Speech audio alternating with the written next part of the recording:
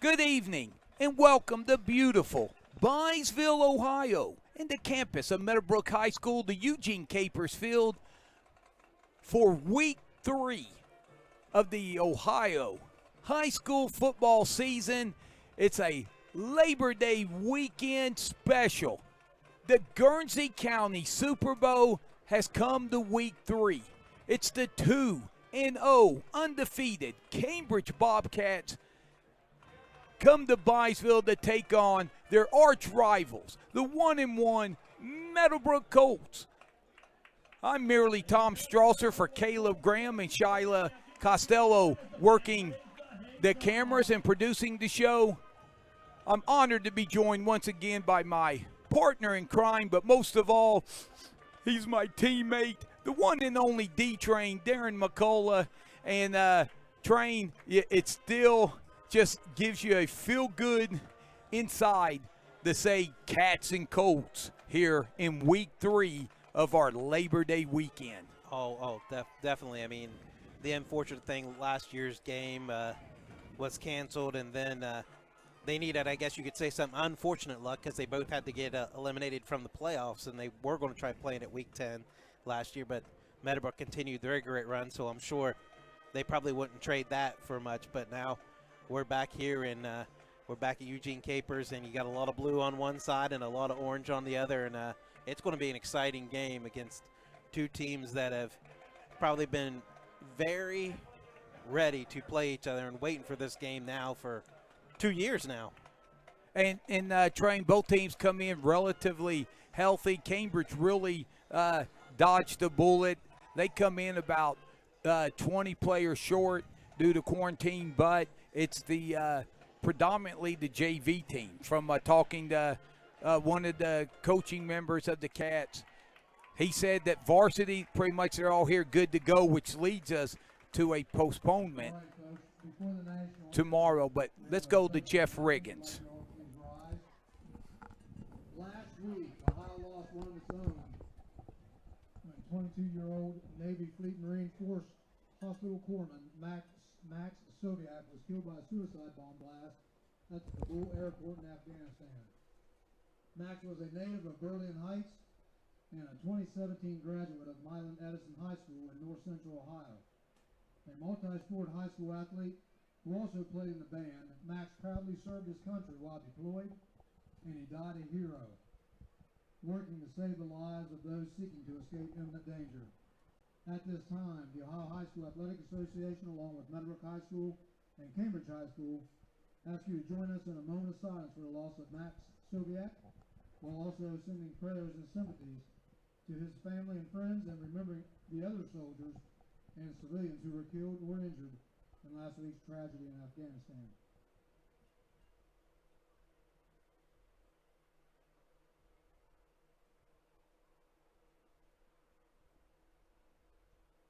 Thank you. All right, everyone, please remain standing and remove your hats for the playing of the Star Spangled Banner. Flag raising ceremony by Byesville VFW Post 3760 and Auxiliary.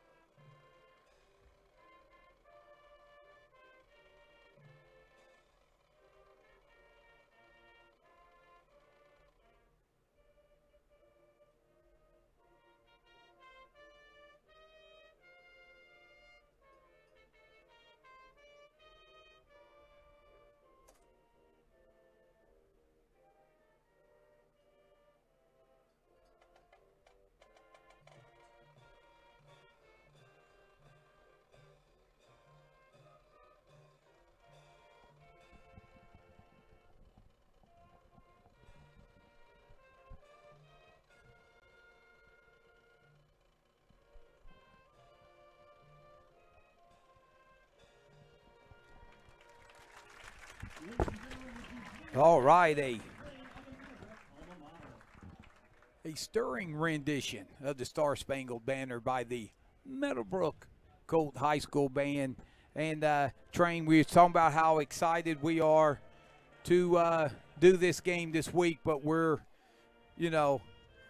often reminded of some of the things that really matter in this world.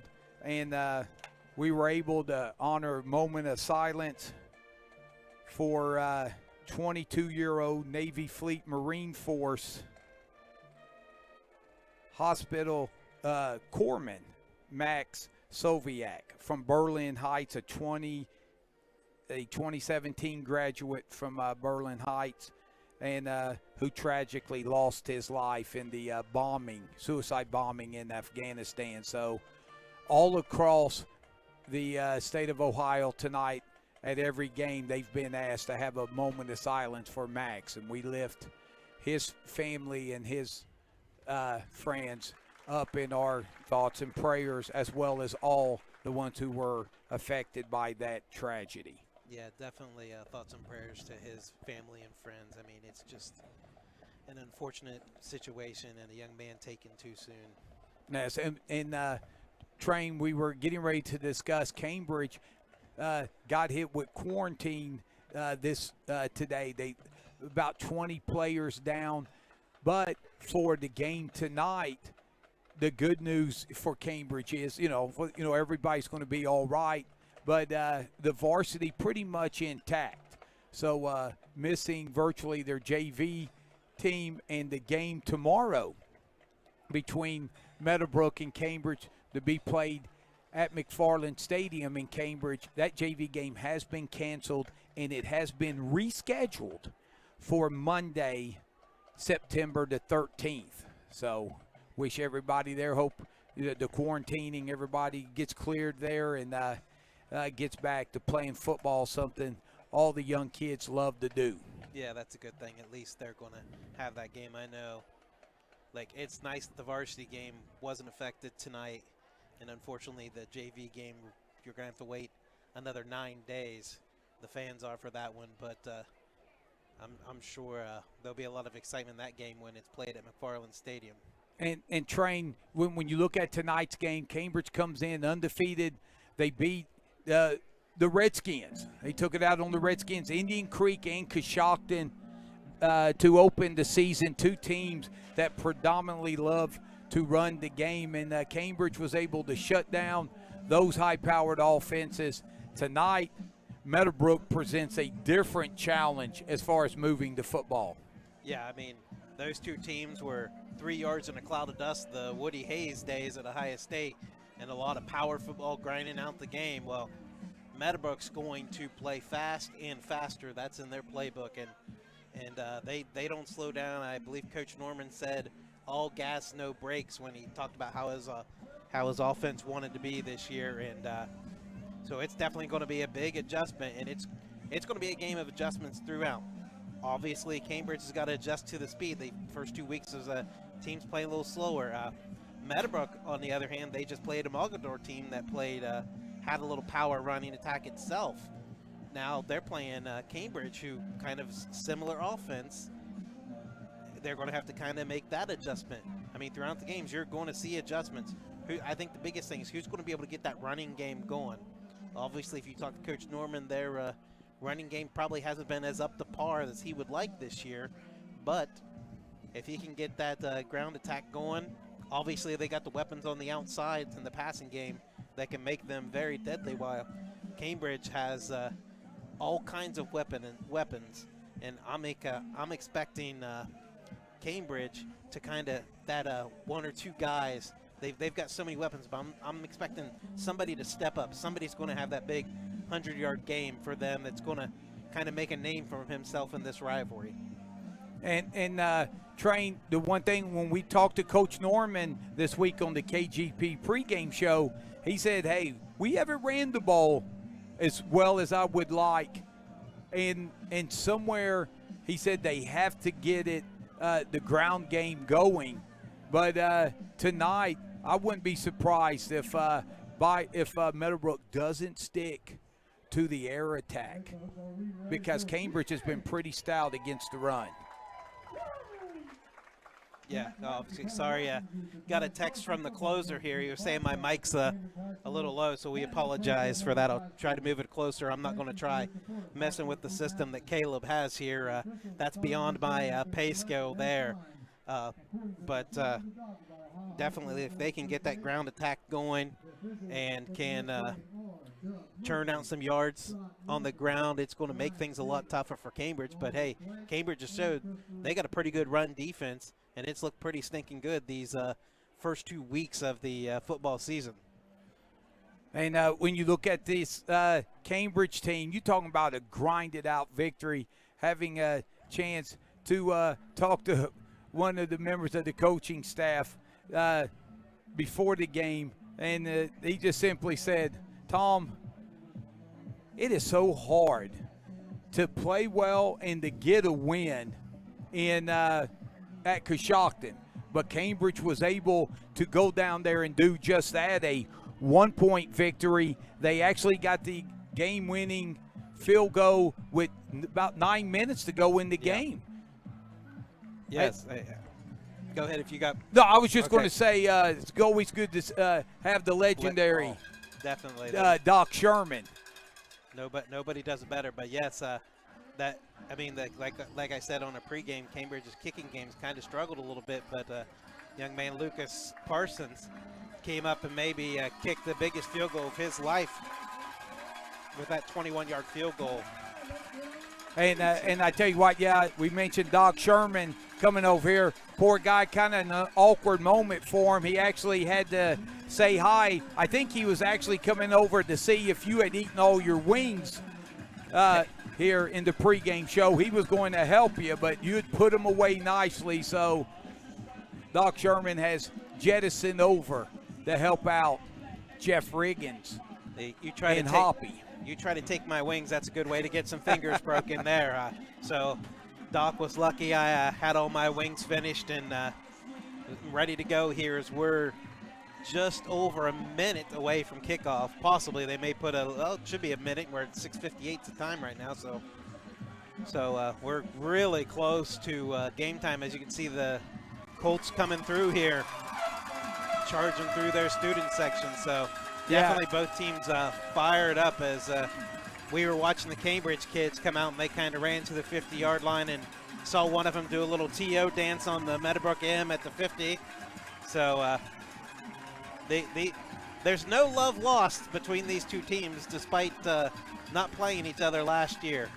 They're both fired up. They're both ready to go, and we're expecting as Jim Ross would say, a good old slobber knocker here tonight. Oh, absolutely. And we mentioned Cambridge last week. Meadowbrook lost their first game of the season last week. And you're talking about a quality loss, going to Mogador, picking that game up short notice and losing 42-34. And trained the two quarterbacks we're going to see tonight, Josh Hupp and Caden Moore, two young quarterbacks who can spin the football, and they have weapons on the outside as well. Yeah, this is going to be an exciting battle between two great young quarterbacks. Obviously, we had the opportunity to see Josh Hupp week one. I saw a little bit of highlights week two against Mogador. I think he played better week two than he did week one, if that's possible. I mean, Caden Moore, this is going to be our first time seeing him this year. We watched a little bit week one against Indian Creek, but he's as advertised too, and can easily take over a game with his right arm or both of his legs. Cambridge will receive the football to start this game. Their starting lineup offensively will go this way. Left tackle, 6'1", 265 junior, number 77, Hunter Williams. Number 56, left guard, will be junior Andy Ogle. He comes in at 230. At center will be Angelo Rocco, number 59, 225 pounds. Right guard, number 51, Noel Lopez, 220-pound senior. Right tackle, 50, 6'1", 210-pound senior, Braden Jackson will give you the skilled position players for the Cats. As Meadowbrook will get ready to kick off. Thanks for joining us here on KGP TV. And the old patented fake extra point to start the game off, or fake onside kick, excuse me, by the Colts. And Hupp kicking off here. Yeah, Cambridge deep man back at the 15. Here's a squib kick, loose ball loose. That ball might still be out. I think Cambridge recovered it at about the 38-yard line. Yeah, big 77 comes up with it for Cambridge. Yeah, that was Hunter Williams. Hunter Williams, yeah. Hunter Williams, agile for the Cats. Running backs, 5'10", 180-pound senior Caden Kenworthy, 5'10", 180-pound, or excuse me, 6 foot, 200-pound sophomore Easton Jones. That's your running backs. 23, Xander Caldwell. Number 3, Owen Feldner. 1, Davion Jeffrey. 5, Devin Ogle. And 2, Bo Stotchberry. They will all rotate in as wide receiver. So empty backfield, Cambridge. First play, Moore under pressure. That ball's tipped, but it is caught by Jeffrey. Forward progress train should give him to about the 43-yard line, a gain of 4. And I believe Ty Griffin was on the tackle on that little quick curl route there. So they're going to mark it closer to the 44, so that'll be a 5-yard completion to Jeffrey to start the game. But here's a run up the middle, 50, 45. That will be Trey Stottsberry. Stotchberry, yes. You got Trey and Bo Stotchberry. They're twins. Trey is 21. Bo is 2. You'll see Bo as a receiver, both of them on the other side of the football as linebackers. So that game was about 15, I believe. And it's Stotchberry. Okay, Stotchberry will be dropped for about a yard loss. I believe Loy and Reese in there combining on the tackle for the Colts. So it is a yard loss? Yes, I was looking at the original line of scrimmage at the 39, so that was a gain of 11. Moore under pressure, forces a high pass. That pass intended for Jeffrey. Griffith on this coverage. Had him on that stop route there, just airmailed him a little bit. I'm sure he talked to Caden Moore. He'd like to have that one back. It's now a 3rd and long situation here for the Bobcats, so definitely a situation Coach Leake doesn't want to be in here. It's a definite pass situation. Yeah, Meadowbrook, their defense has been pretty solid here the first 2 weeks when they get you in 3rd and long, and it's 3rd and 11 here, just past midfield. Moore's got time. Now with pocket collapse, he's going to try to turn the corner, and here's a holding call. Yep. Now, Train, if Meadowbrook declines the penalty, it's going to be about 4th and 4, but I probably expect them to take it. Yeah, I mean, that's what I'm Make thinking it 3rd too, and 15. but back them up even more, because I think it looks like it's going to be 4th and 7 maybe if they accept it. It looks like the officials are moving back to 10 yards. So.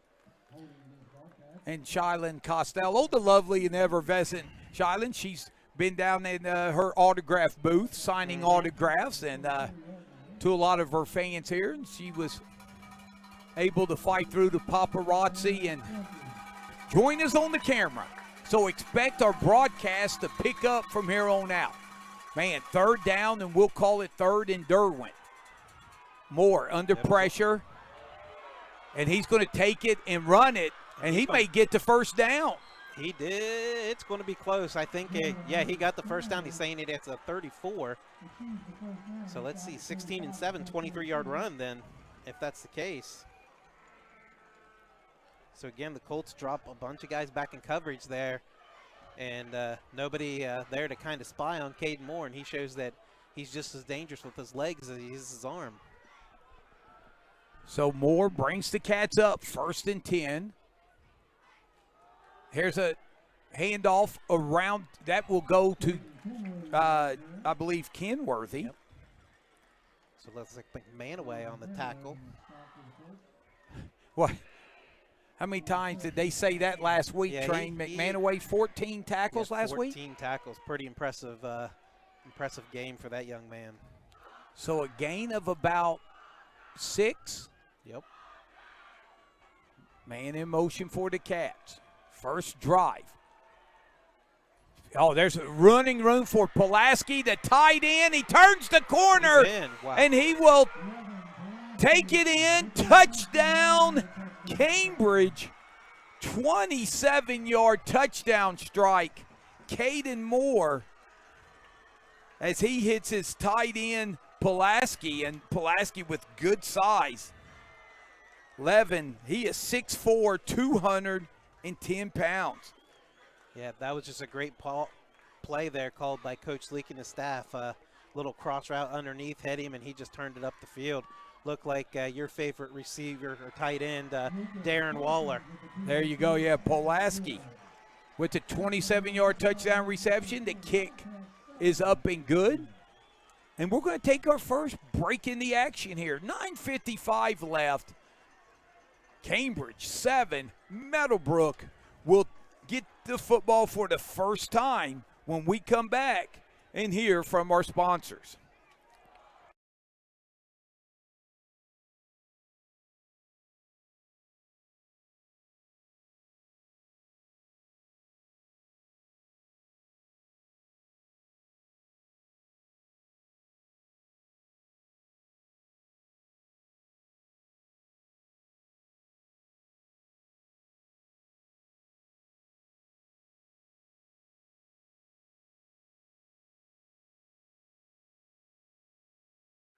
Welcome back to Eugene Capers Field. Cambridge overcomes a 3rd and long to get points on the board. And we'll thank our sponsors now, GB Roofing, Pure Love Bakery, Graham Excavating, Downtown Arena, and Mainstream Printing. And almost perfect timing because there's the kickoff. And this one's going to be kicked deep. Fielded at the 15 for Meadowbrook. Is that Griffith? It's tough to see. Yeah, it was. 23, Ty Griffin, yeah. So Griffith gets over to 25 to about the 28. 27? 27, 28. Looks like our 28. 28, yep. So we got 1st and 10 here for the Colts.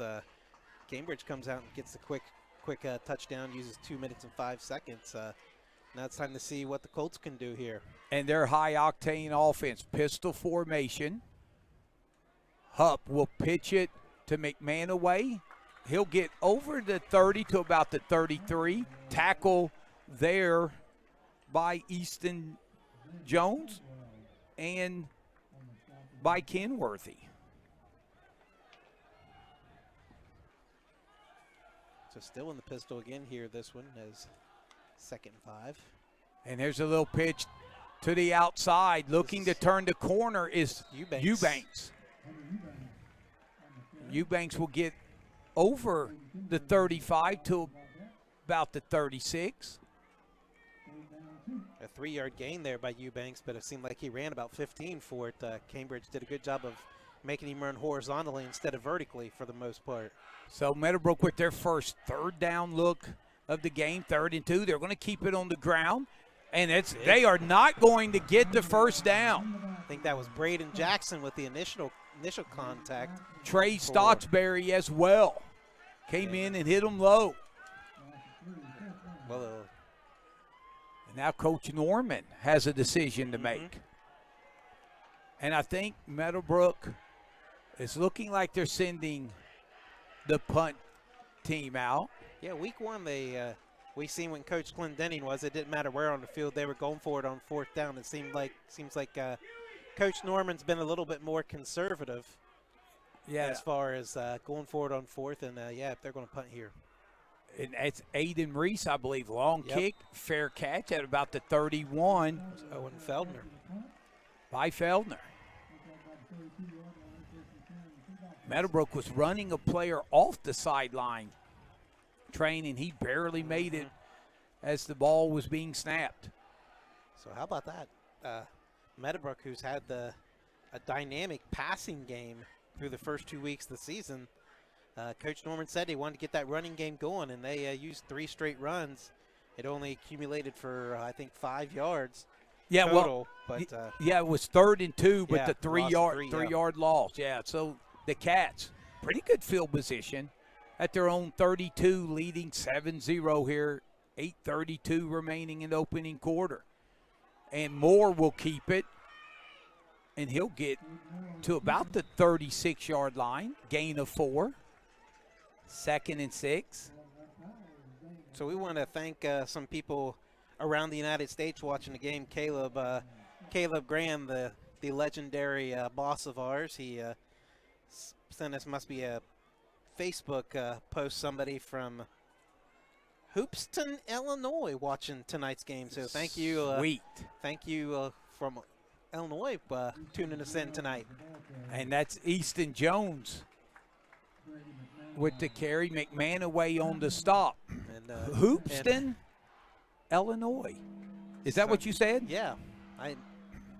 Brady's coming off. I think he lost his helmet. He traded helmets with kale flowers on that play there. So it's going to be now 3rd down and about 4 more. Over the middle. Oh. He had the first down, but it will go in and out of the hands of the intended receiver. And that was Bo Stotsberry. And you can kind of see what the game plan here early on is for Cambridge. They've been running that little stop route, curl route. They've hit 2 out of the 4 on it, and they're quickly lined up to go for it here on 4th down. So Coach Leak showing some guts here early on as Moore's rolling out. Moore's going to throw it. He's had a man open, but falling down. I believe that was Jones or Kenworthy. I think it might have been Kenworthy, 33. But quick decision. So, wow. Yeah, Cambridge rose the dice there. And that's going to be a game of momentum. Cambridge had the momentum big time, getting Meadowbrook on a 3 and out. Well, now the little turnover on downs here.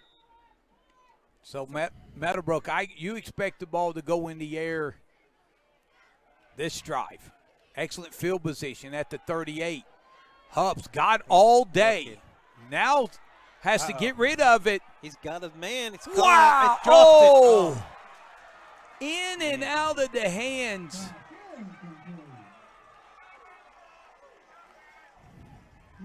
Definitely a break there for Cambridge. Had his man. I believe that was Trayvon Mayo. I mean, and if you're... Yeah, it's tough to see. It's very tough to see the numbers. That is for sure. But I think you're right. I think it was Trayvon, number 13, and nice pass by Hupp. 2nd and 10, under pressure. Screen, just, wow, out of the reach of McMahon away there. Good job by 59. Angelo Rocco kind of reading that and maybe forcing Hupp to kind of throw it out in front a little bit of McMahon away. Yeah, and truly one of the best names in high school football, Angelo Rocco. Not as good as our buddy from Bloom Carroll a couple years ago, old Hobie, who was it? Hobie Scarberry, is that what his name was? And here's Meadowbrook will pick up a cheap 5 yards, as I believe Cambridge was offsides.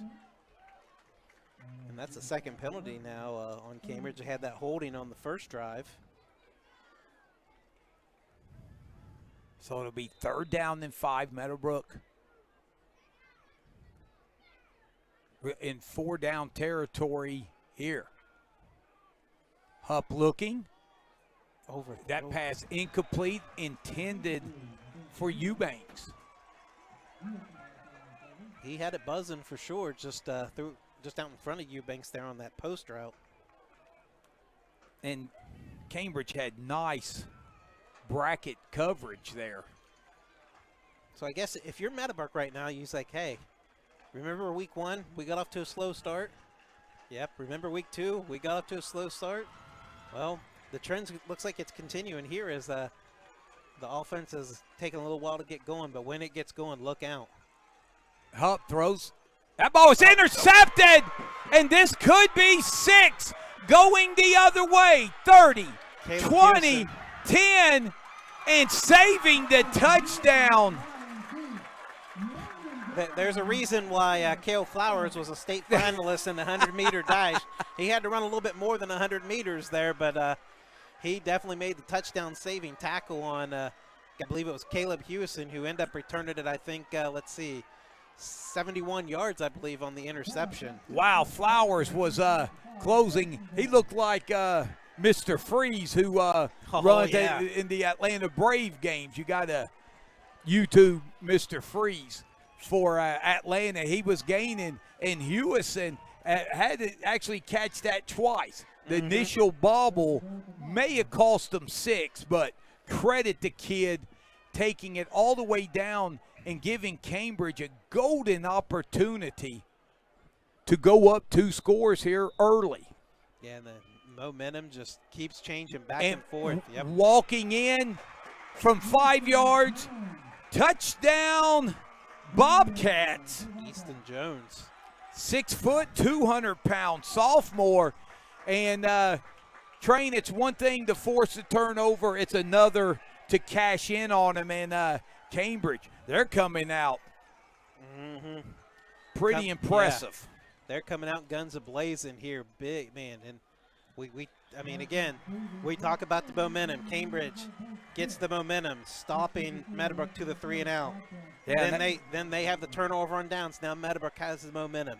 Cambridge quickly takes it right back with the interception, and then another touchdown on the 5-yard run by Easton Jones. Yeah, and that's Lucas Parsons knocking in his second extra point. So more after the 27-yard touchdown pass to Polaski. So It's Jones with the 5-yard touchdown, John, and Cambridge up 14-0. So Parsons is still living high after that game-winning field goal last week, as he's split the uprights on his first 2 extra points tonight. So Meadowbrook a little shell-shocked, but what's been the pattern the first 3 games for Meadowbrook? They have fallen behind 2 scores in both games to start. Yeah, we were in the same position 2 weeks ago. Probably the same seats, I'm guessing, too, when they were down 14-0 to Maysville. So Parsons is set to kick off. It looks like Romeo Dorsey back, but it will not go to him. it's Tiger Jeffrey right there to drop him at about the 21. Ty Griffin on return. So Bobcat special team coverage down the field on kickoffs has been very impressive here. And obviously you got to think Devon Jeffrey, I called him Trayvon. Davion. Yes. So you got to give them a lot of credit. They're playing shorthanded, maybe some guys being in new positions, but with the 20 players being quarantined, but it's so far hasn't affected them, and they're playing pretty strong on all 3 phases. Yeah, the Meadowbrook faithful trying to get the offense jump-started here. 3rd possession, and here's a near fumble. Hupp will keep it, and he'll pick up a couple of yards, and I don't know, it looked like a mix-up on the exchange there. I think he wanted to hand it off in the end because whoever the defender was, I didn't see who it was, crashed in there pretty quick, but I think McManaway already bowled it out of the way before he could get the ball to him. He still somehow picked up 2 yards on the play. And that was Jake Valentine on the tackle. This is McManaway fighting and getting a first down for Meadowbrook. Polaski on the tackle for Cambridge. So good power run there back to McManaway. Broke probably 2 or 3 tackles, and then lands just past the first down marker. And here's an illegal procedure against Meadowbrook, Meadowbrook up 5 yards, and Train, Meadowbrook right there down 2 quick scores at home, sticking to the run here.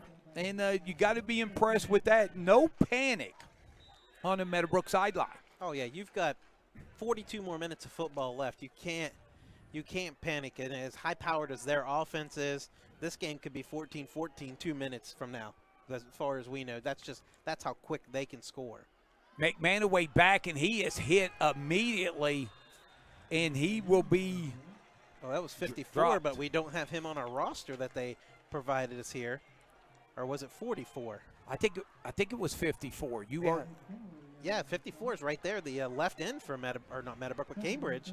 He's been on a couple different plays, and that one he kind of made the initial contact on the McManaway run. We'll try to get his name. Like you said, we do not have his number, but I'm sure his name's on there. So now it's going to be 2nd and 13. Hupp over the middle. Got him. That's going to be pass interference also on Cambridge. Now it's going to be called incomplete, but we're going to have pass interference probably on Cambridge as the defender made a little contact early there, it looks like.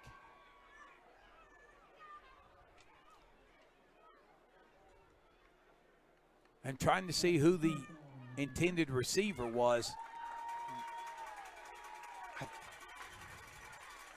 It was a single-digit number. It's just so hard to see yeah. the numbers from our vantage point for Meadowbrook. And believe it or not, that's only the second first down for Meadowbrook. This drive, this is their first two first downs of the game. Yeah, and still 5:20 to go here in the opening quarter. 1st and 10. Meadowbrook will look to run it again. Fumble, We got a flag. and we've got a scoop and possible score. Touchdown, Cambridge. There is a flag. Jake Valentine takes it to the house from 45 yards. And from the way the officials, they are leaving, the penalty must be against Meadowbrook. I thought maybe there could have been a face mask on Cambridge, but as quick as it came out, it seemed like it was going to be a holding penalty. So the young junior, Jake Valentine, who we've talked about on the pregame show, been a good DB for the Bobcats, scoops and scores from 45 yards out. Wow. What a opening quarter for the Cats. Extra point up and good. 5:08 left here in the first quarter. Your score now, Cambridge 21, Meadowbrook 0. Let's hear from our sponsors and be back for more action on the KGP TV.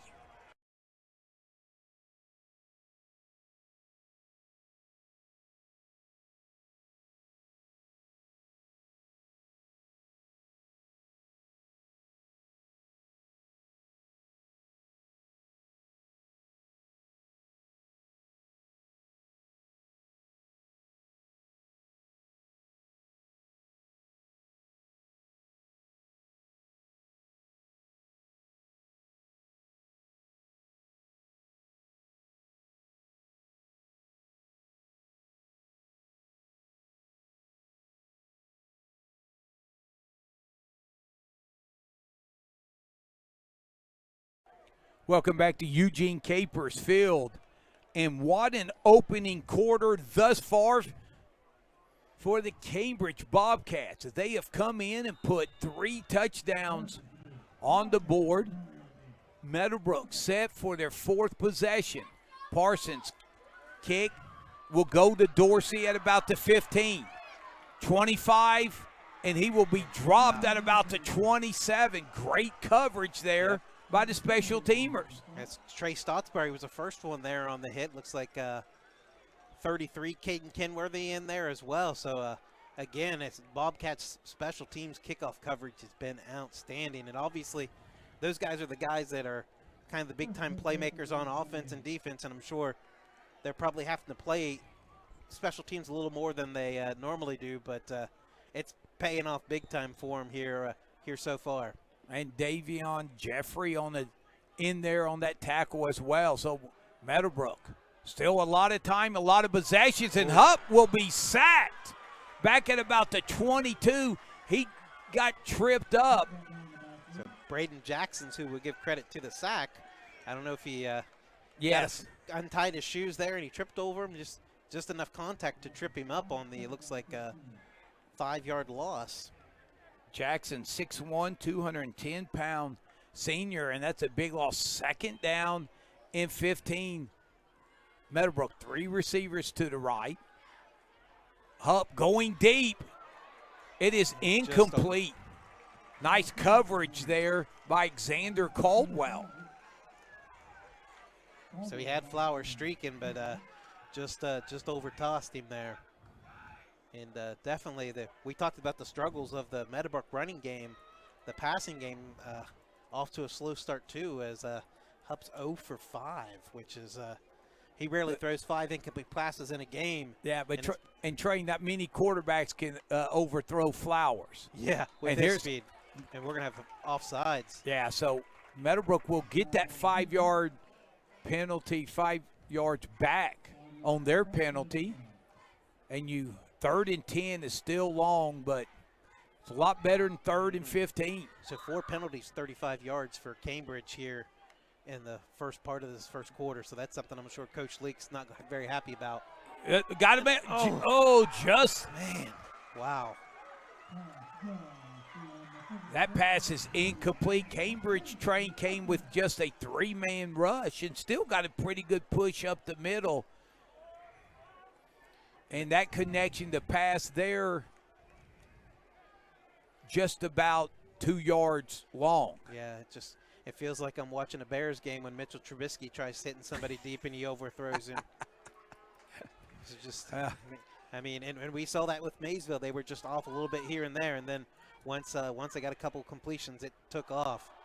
Oh, what a booming punt.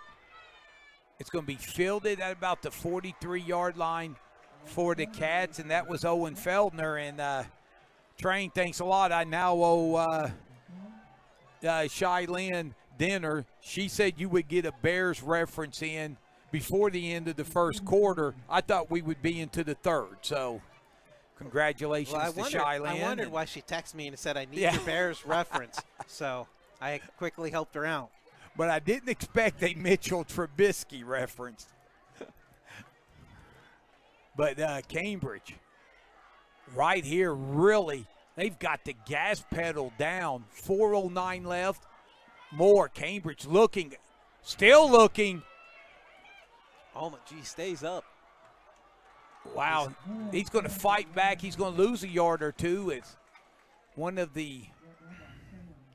He's going to lose maybe a yard. Looks like a yard on that one. I'm sure you talked to Coach Leake. He probably would have liked Caden Moore to give a souvenir to a fan in the stands so that they can just live at 2nd and 10. Now it's going to be 2nd and 11. And that was great coverage. Yes, exactly. Downfield. And for Meadowbrook, that was Hayden Loy who provided the pressure there. Here's a run, and still running strong over or right at the 50-yard line. That was Kenworthy on the carry. Definitely Meadowbrook, you can't hit him high. Or was it Jones? That's Jones, yeah. 32-33, they're too close to each other. So you can't tackle him high. They were trying to wrap him up high, and he just kept bulldozing off those tackles, looking like the young running back from Minnesota last night against my Buckeyes. I think he's still running for yardage. Well, but Buckeyes got the win. That's all you want. Well, unfortunately, I don't think he's doing much running as he had an injury late in that game, and it was not good. So now Cambridge in a interesting position right here, up 21-0. Now they went for it on about their own 38. Yeah, so yeah, they're going to go for it. I was going to say this one's got to be a no-brainer for Coach Leake. Moore, he may keep it. He's going to get the first down. Yeah. Here on the QB run. Great call there. Obviously, Coach Leake and his staff seen something in the Meadowbrook defense, knew they could get that play for the first down. Yeah, that was a run-pass option, but you could see Moore once he got outside the tackle box. You knew he was running it, and 3:10 left here in the opening quarter. Cambridge with the ball at the 44. Jeffrey coming in motion, and Cambridge will take a timeout, I do believe. Yep. So while Cambridge takes a timeout, we'll thank our sponsors, GB Roofing, Pure Love Bakery, Graham Excavating, Downtown Arena, and Main Screen Printing. So we thank those sponsors for giving us the opportunity on this live stream, and hopefully hopefully our live stream's going loud and clear and are running smooth for you guys. We had Meadowbrook had some people out here making some adjustments and changes to the Wi-Fi. Again, that's something that's above my pay scale, understanding the internet and computer and how data goes through and all that stuff. But hopefully we're all clear and sounding great, as Mr. Strauss and I only can do. Yeah, and yeah, we do appreciate Meadowbrook and their technical staff working with the KGP technical staff, and hopefully that they have got a solution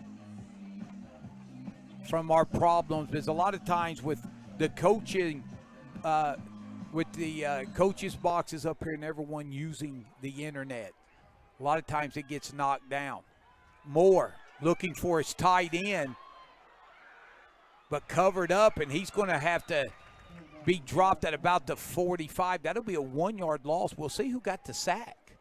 I know Cale Flowers was initially in the backfield, but I think he was able to scramble away from him a little bit, and then it was kind of a gang of Colts defenders that wrapped him up and knocked him down at the 45. I think they had a little pressure coming from the outside backer blitz for Flowers.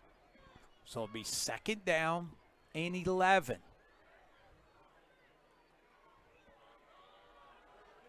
Taking it around the left end and being dropped, I believe, by Flowers. Yeah, that was Flowers there. So there you go. He just wrapped him up and hung on and pulled him down on Easton Jones on that carry. Looks like a gain of 2.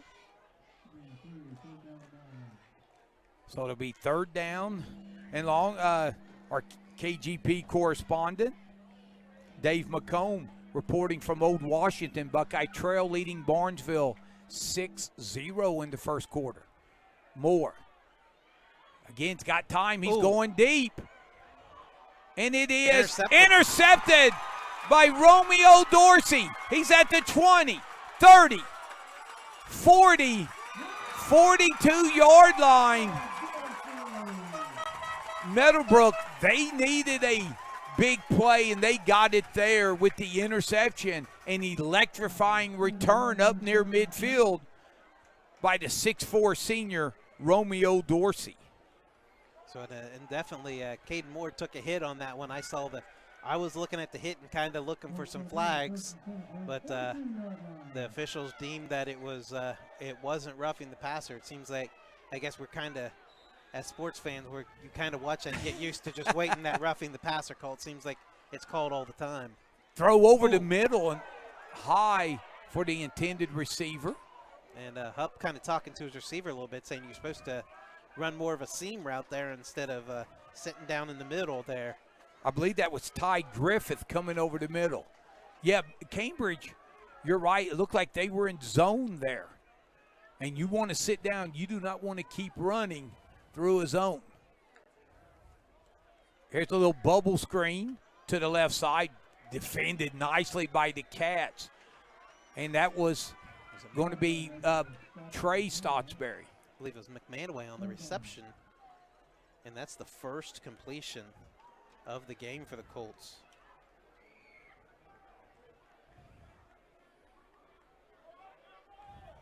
So 3rd down and 8.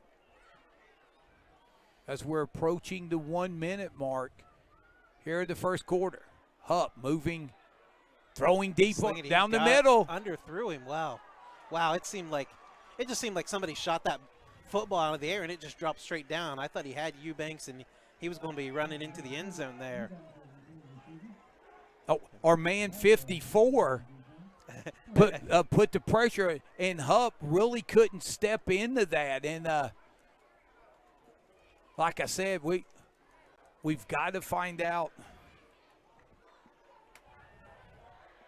who 54 is, and we will work on that. So another 4th down here, 4th and 8, and the Colts are going to elect to. They're lining up as punt. I guess you can't say they're going to elect to punt, but they're lining up in punt formation. The lefty. Oh, what a punt. Wow. And that's a fair catch. Made the fair catch, but he dropped it. But when he picks it up, it's automatic dead ball as Cambridge is going to take over at their own 18. So I believe that was about a 42-yard punt out of Aiden Reese. So a good punt there. Yeah, I mean, I don't think Meadowbrook punted one time the last time we was here the opening week against Mesa. Did he punted once? Okay. But man, he's got a nice legs, the spiral and hang time, distance, the trifecta you want in a good punter. Now Cambridge, this is about their worst field position of the first quarter. Now the one thing I've noticed with Cambridge, a lot of times their snaps low. You see Moore kind of bends down to catch that snap on a shotgun every time as he hits that screen pass to who was it, 33? Kenworthy. It looks like a gain of 3.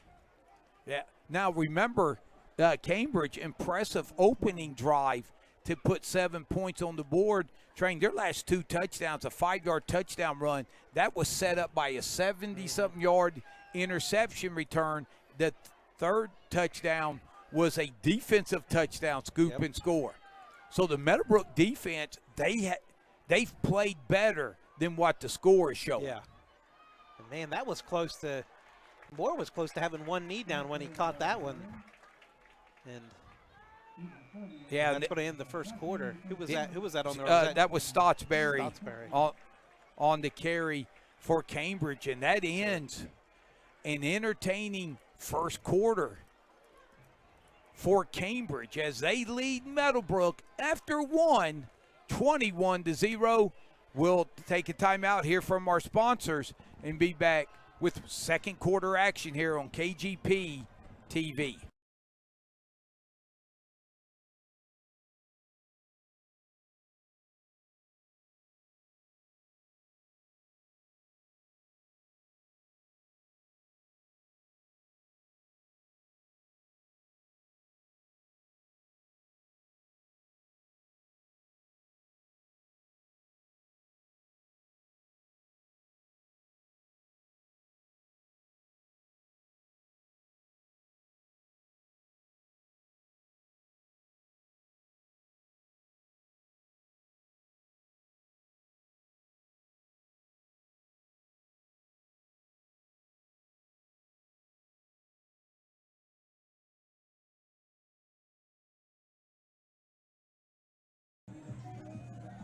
Welcome back to Eugene Capers Field. Start of the second quarter.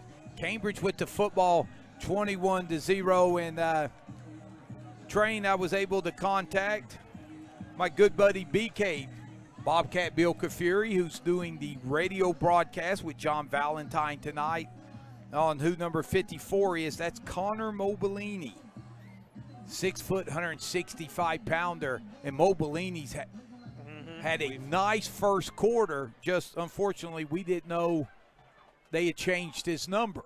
Yep. So Moore to Jeffrey, and he will be dropped immediately. Launder on the tackle there, it looks like. Yep. So the safety, Damon Launder, comes down in the coverage. So Jeffrey catches that. Looks like it's going to be a gain. What, a gain of 4? Yeah, now I believe is it fourth or no, it's third down. The marker says, yeah, it is fourth. It is fourth, so. And again, Cambridge is look going to run they're- for it. Whoa! Oh, And there's a penalty. Now, I couldn't tell if he had picked up the first down.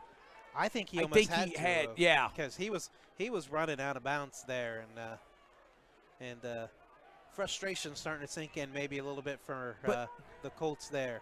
But Train, I tell you what, it was close at the first down marker there. It's a bang play. A defender, you're going full speed. It's a penalty. But it was about a yard or 2 yards out of bounds. But it's tough there defensively. There's not a lot you can do because you're trying to keep them from getting the first down. And Caden Moore, he's a tough kid. He is tough, yes. Hey, you got to be tough to play football. I mean, you're going to take some hits, and especially at the the quarterback position, you're going to get that bell rung a time or two, and he's obviously not afraid of taking a hit, and shows it there as he picked up the first down, then added 15 more. And how about the gutty call there for Cambridge, Train, as this is going to be about a 2-yard pickup Who by was that? Stotsberry, Okay. and that would be Trey. But how about Cambridge? We talked about Meadowbrook, high octane, going for it on 4th down. Cambridge has gone for it. More kind of. Yeah, I was gonna say it's an incomplete. Incomplete pass, yeah. I was having the old tuck rule nightmare revisited there. We don't want to go there. Apologies, sir. Apologies. I know that brings up bad memories. But how I about mean, as long as we don't have a double doink off the field goal post tonight, I'll be okay. But how about Coach Lee? Cambridge, they are as aggressive as you come. Now they stopped it. It should be 3rd down here. On the scoreboard, it's showing 2nd. On the play, it's showing 2nd. Yeah, it should be 3rd down, yeah. And that's what the officials are going to be talking about here, I assume, as they blow the play dead. And definitely you can see, like I said, on that last 4th down on the earlier drive that Cambridge got the first down on. Obviously, they see something in Meadowbrook's defense, and they know they can roll out Caden Moore, and he can pick up that 3 or 4 yards, as he did on their 2 or 3 plays ago, to give them that big first down. So, and correct me if I'm wrong, and I'm sure you will definitely do that.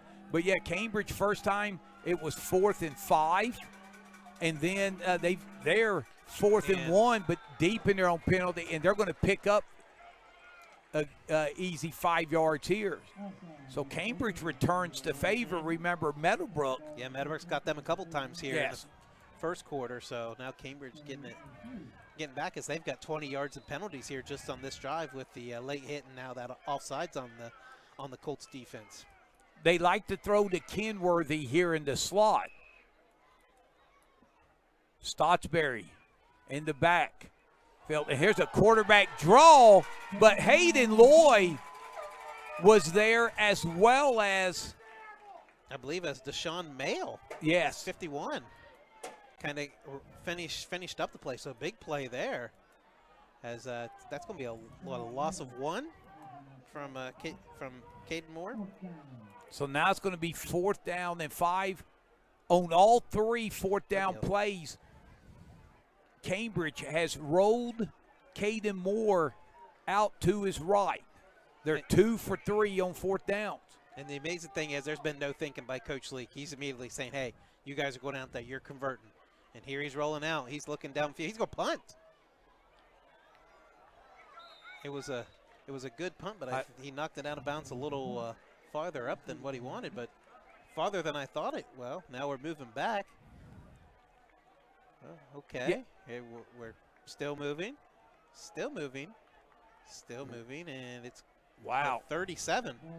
So the sideline official got his steps in there as he ran down to the 23, 24-yard line, and then came right back up to the 37. Train, I seen that a couple of times last week when the punts in the Harrison Central Buckeye Trail game, when they were kicked out of bounds. They went down to the 20 and then turned and started heading up. So Meadowbrook, see what they can do here. They're going to run it up the middle, and I believe that's Bop. Yeah, that's Sam Bop on the carry. So he picked up that's a nice 5-yard gain for the young fella. So 21-0 Bobcats here. We'll give you an update from Old Washington after this play. Hupp will keep it, and he will be hit right at the 43 and driven back. I don't know if there was miscommunication there, because it looked like Hupp wanted to – he showed a handoff, but there was nobody there to at least fake the handoff with. As, again, he earns 2 yards there the hard way. Looked like Kenworthy on the tackle, but I think you're right. Yeah, there was – the spacing there was too good. Yeah. You like to see that spacing on the basketball court, not when you're trying to hand off. 3rd and 3. Hupp rolling to the right. He's got a man, and it is a first down. And that was Flowers on the reception there. So that's going to be a Meadowbrook first down. Yeah, coverage there by Valentine.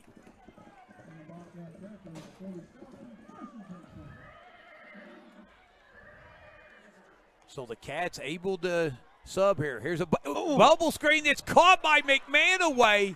He gets to the 40, and that was Jacob Capehart who really shot the gap and just missed that. Yeah, we were both like, he jumped that route, just was a little bit late on it. Here's a deep, going deep. It looks like Flowers again. Feldner on the coverage. Did he catch it? He caught it. It's not going to be a touch. No, they're going to say incomplete. Wow. I tell you what, I mean, we're far away from this, but it looked like a catch from us. But the official obviously had a better view than us. Feldner, I believe. Yeah, Owen Feldner on the coverage there. He had Flowers blanketed. But, you know, Flowers isn't putting up much of a contest on that. He wanted the touchdown, hoping that they'd give it to him, but they said ruled it as an incomplete pass. Yeah, I think he may have thrown his hands up more. He was wanting a pass interference, but Feldner got his hands up, but you can face guard at the high school level.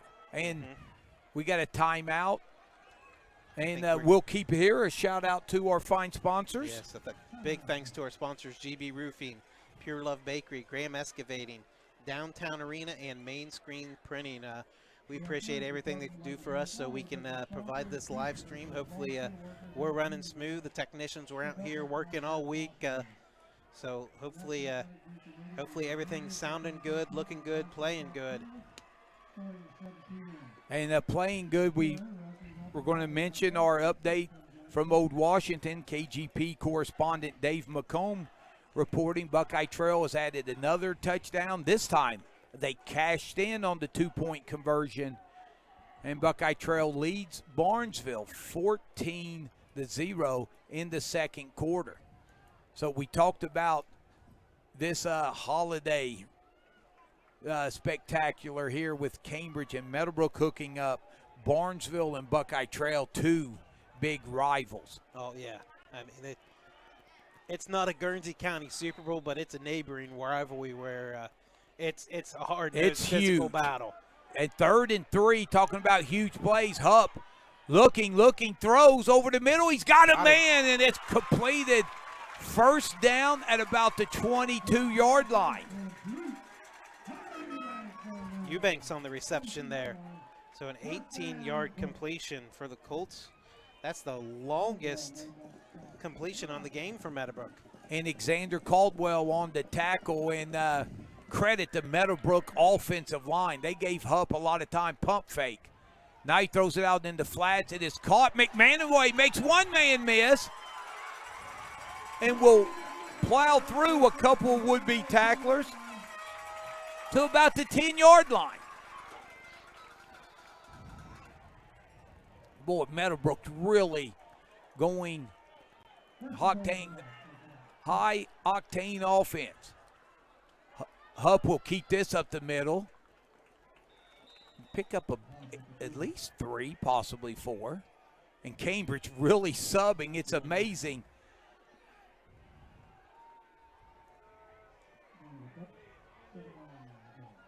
That they've been able to sub. But Meadowbrook here will slow it down. They know the importance here. That was a gain of about 2, I believe. So 2nd and goal at the 8. Pistol formation. Hupp pitches it to Bop. Can he turn the corner? Breaks one. Wow. I mean, he's a shifty kid, tough to bring down. Thought he had a chance after he broke that first one, but there's just a swarm of Bobcats coming after him.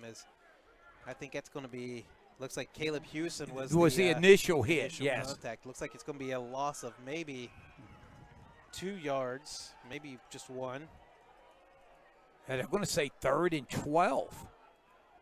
So maybe a 4-yard loss, as he did not get to forward progress there. So 3rd and goal from the 12. Hupp rolling to his left. Now looking back right. Still looking. Throws it. Ooh. Boy, did he have some mustard on that fastball.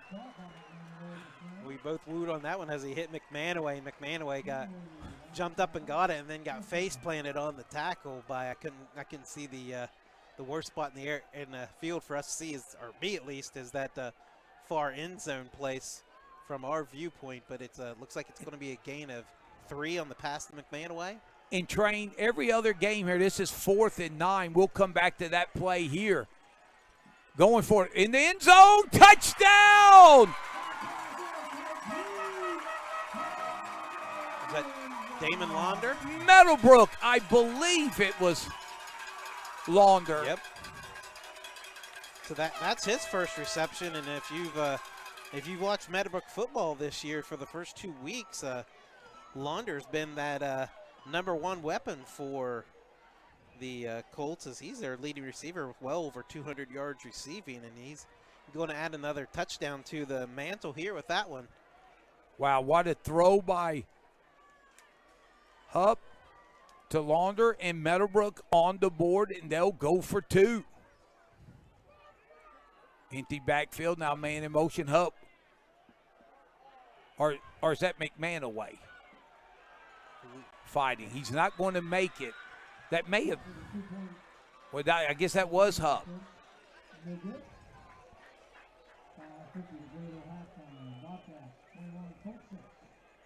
So 21-6. Barnesville with a touchdown going into halftime. It's now 14-6. Warriors lead the Shamrocks at Old Washington. And, Train, let's go back to that completion of 2 yards where Hupp threw it about 30 on the rope, and the Cambridge Across 2 defenders there that made a break on the ball.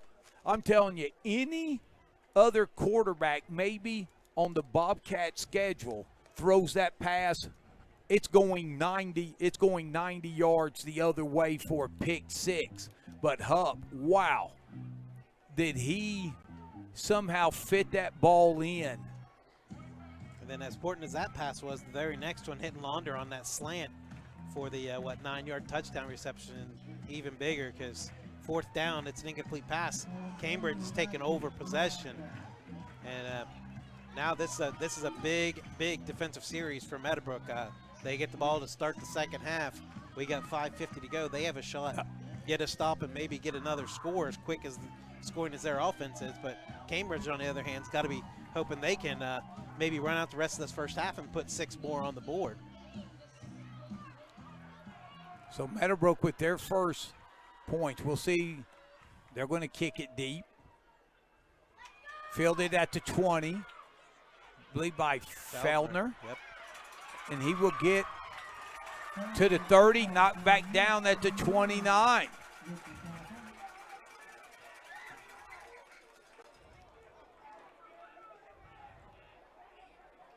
So we'll see what the Cats can do. And Train, if you're Cambridge here, you always want points, but if you don't get points, you want to at least tilt the field position right here. Because Meadowbrook, when they get their offense going, you talking about spurt ability, they can blitz you with a 28-0 run in just a mere 6 minutes or so.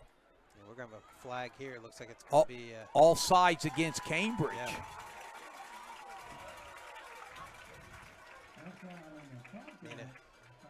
That's not what you want to see if you're the Bobcats, going from 1st and 10 to 1st and 15. And my bad out at Old Washington, they have not gone to the half yet. Trail just scored. So it's now 20-6 late in the second quarter. Empty backfield, Moore under pressure looking. He's got a man, and it is caught, and that's Caldwell. And Xander will get over the 40 to about the 43-yard line. That's a gain of 19. So it looks like Meadowbrook's made a little bit of adjustment. They kind of put a spy on that on was Moore 23, right? Yes, it was 23, yes. Okay, I just wanted to double check. I never should doubt myself. Empty backfield. Jeffrey catches it, and he will get to about the 48. Be knocked out of bounds. I mean, it's kind of play you like, easy 5-yard completion. So second short, second and manageable.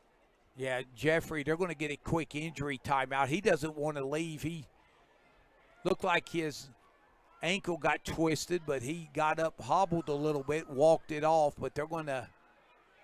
And Cambridge can afford that. They got a very loaded class of at the receiver position, and obviously Jeffrey was even struggling more when he came off the field, so he definitely needed to sit, and hopefully it's just a cramp.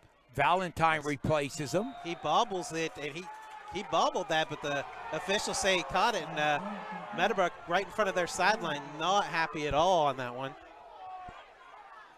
That one looks like a 4-yard completion. Yeah, he bobbled it, but they did say he got his foot down. So 3rd and short. Moore's got a man open to the left, but he's going to throw it over the middle, and it's incomplete. He had 2 receivers there. He threw it between them. 21, Trey Stottsbury, and 2, Bo Stottsbury. So the Twins had double vision there, and just got it between them there. Yeah, Moore able to split the Twins right there with the pass. And you were saying he had a man open. I was saying run. You only need a yard for the first down. He could have picked up the first down with his legs. Tried throwing one in there. The pass was incomplete. Moore may keep this one, and he will, and he'll get the first down. And I think that was his plan all along. It's like, we're going for it on 4th down. I'm just going to go ahead and keep it and pick up this first down for the team. And that was a big one. So Cambridge, they have gotten into Meadowbrook territory here. Remember, Meadowbrook will get the ball to start the second half. Meadowbrook, little confusion on defense, but they now get set.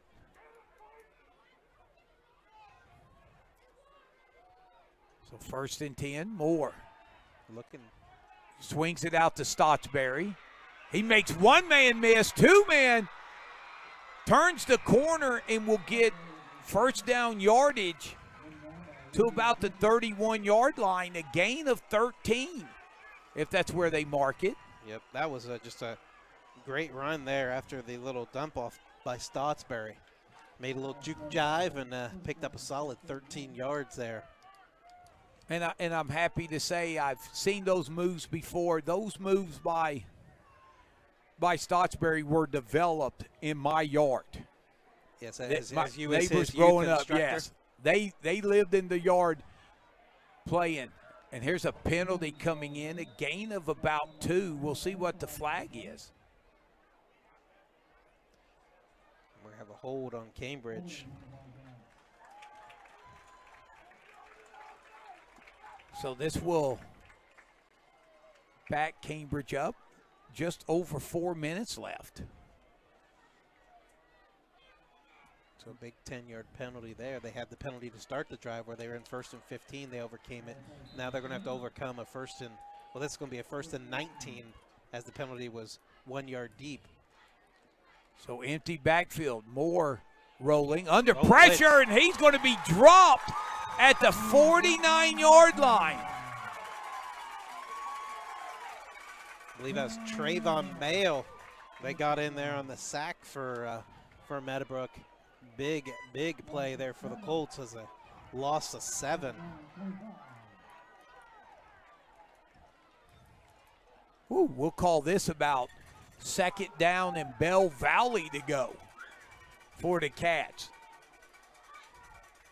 They have to get down to about the 21-yard line. Here's a little swing pass, and that is incomplete. I believe that was Jones, the intended receiver.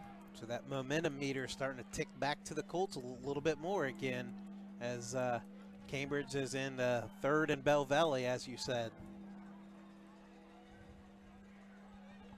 Yeah, the ball's at about the 47. They got to go to the 21. So about 26 yards to go. We'll see how Cambridge plays it. Pressure. Moore still under pressure, still looking. Uh-oh. Oh, my God. And he will be dropped again for a sack. Still trying to figure out who it is. We're both looking right at the guy, but he's got a teammate standing in front of him. I want to say it's Hayden Loy, and it was Hayden Loy. So it was a loss of, I believe, 4 yards on that play. And credit Caden Moore. He was running for his life there for a little while. Thought he was going to escape it, and they just got him enough to take him down. So now it would be about 4th and 40 in Cambridge. We'll get the punt. Dorsey fair catches it. 14. To 14. So Meadowbrook, 2:29 left. And Train, you was talking about that Meadowbrook really, looks at the possessions. 2:29 down 2 scores. Meadowbrook, they've got a chance to get in the end zone here and then get the ball first to start the second half, and you actually steal a possession there. So big drive here for Meadowbrook, and Cambridge also on the other side. Pistol formation, and here's a pitch. And there's running room to the outside. Closes quickly at about near the 20. I believe that's Caden Casey getting his first carry. Yeah, number 2. So look at Meadowbrook really spread the defense out and then hit them with a running play.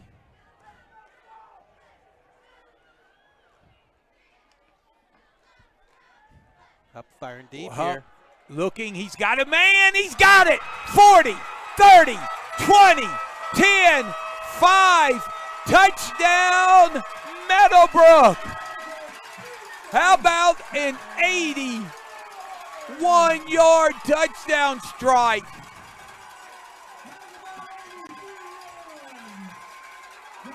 What were we saying about momentum? That momentum just quickly changed. And that was to Kale Flowers. And when Flowers catches it, he gone. There ain't many guys going to run him down. Wow. I know I'm not going to try. 81-yard touchdown strike. The Flowers, and now. And this is a big 2-point conversion attempt here for Meadowbrook. You're talking a 2-possession or a 1-possession game. Hub throws it out, and it is defended nicely by the Cats. We got a flag, too. Could it be? I think Meadowbrook may have had a lineman. Yeah, I was thinking either a hold or an eligible man downfield. That's what I'm thinking. I'm going to go with B. We'll see what the survey says. Both teams obviously going off the field, so. So now it is still a 2-score game, but Meadowbrook showing they can strike from anywhere on the field. Oh, they're going to wave it off. But Cambridge defended that 2-point conversion very well.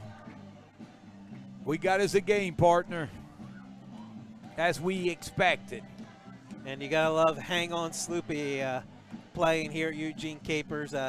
Sure, everybody was on pins and needles about 30 minutes into the Buckeye game last night, but they picked up the intensity in the second half and pulled away 45-31 over a very talented Minnesota team. And we got another update from Trail as the Warriors lead 20-14 at the half. So even though, partner, you were trying to say it was 14-6 at the half, I've been trying 2 more scores. I've been trying to get them in the locker room. Yeah, he knew Donnie needed something to drink. He had to got to get in the locker room and get rehydrated. And remember, Barnesville, they hadn't played since week 1. Their week 2 game against Meadowbrook wiped that. Now, I expect Meadowbrook to kick deep, but no one kicks more onside kicks, so we'll see what happens here. 1:47 left. Cambridge, they're up, guarding for the onside kick. And it will be booted deep. Fielded at about the 14. That's Jeffrey, I believe. Yes. That's cool. 30. Look out. 40. 50. 40. 30. 20, Wow. 10, touchdown, Cambridge. And I tell you Wow. what, I was looking for some laundry on that play. I think a Bobcat blocker may have hit a Colts guy in the back on the block, but a great run there by Jeffrey. 86 yards, and talk about taking that momentum right back. I mean, you're talking about big plays. Meadowbrook hit the big play just 16 seconds ago with the 81-yard touchdown pass, coming right back with an 86-yard kick return from Jeffrey as Parsons is going to line up here. I mean, you look at the big play picture, Cambridge has got 4 big plays with the Pulaski touchdown, the big interception return, the fumble return, now that 86-yard kick return, while Meadowbrook only has that one big play, the touchdown by Flowers. Extra point is up. And it was just a single doink, Tommy. It was just a single doink. We had the tuck rule for you. I didn't need a double doink to bring back bad memories of Cody Parkey against the Eagles. So 27-12, and boy, did Davion Jeffrey really provide a spark for Cambridge. All the momentum have headed towards Meadowbrook. Now the one thing for Meadowbrook, if you're going to give up a touchdown, let them run it back on the kickoff, because you still have 1:31 to go here in the first half. And maybe Coach Norman and Coach Leak wanted to help out some of those fantasy league players here, as people who have maybe the Bobcats defense and special teams getting the return from Jeffrey, and people, I'm sure Hupp Flowers was drafted in some high school leagues as they hooked up for 81 yards. So they're helping the fantasy crowd out here. Cambridge getting it from all areas. They got two offensive touchdowns, a 45-yard scoop and score off a fumble from Valentine, and then just now the special teams says, don't forget about us, as Jeffrey takes it to the house from 86. So it's now 27-12. And I believe before the kickoff, either we're going to have let the teams kind of get rehydrated, or somebody may have called a timeout. I thought they motioned Cambridge's side on the timeout, but well, they very well could have trained, because I'm looking at the scoreboard, and it's showing the Bobcats with one timeout. Well, maybe I'm looking at it wrong. I thought it was 1 for Meadowbrook and 2 for Cambridge on the timeouts. Because Coach Leak used the 1 on their offensive drive, I remember. Yeah, and no, the scoreboard is showing 2 or 1 for the Cats.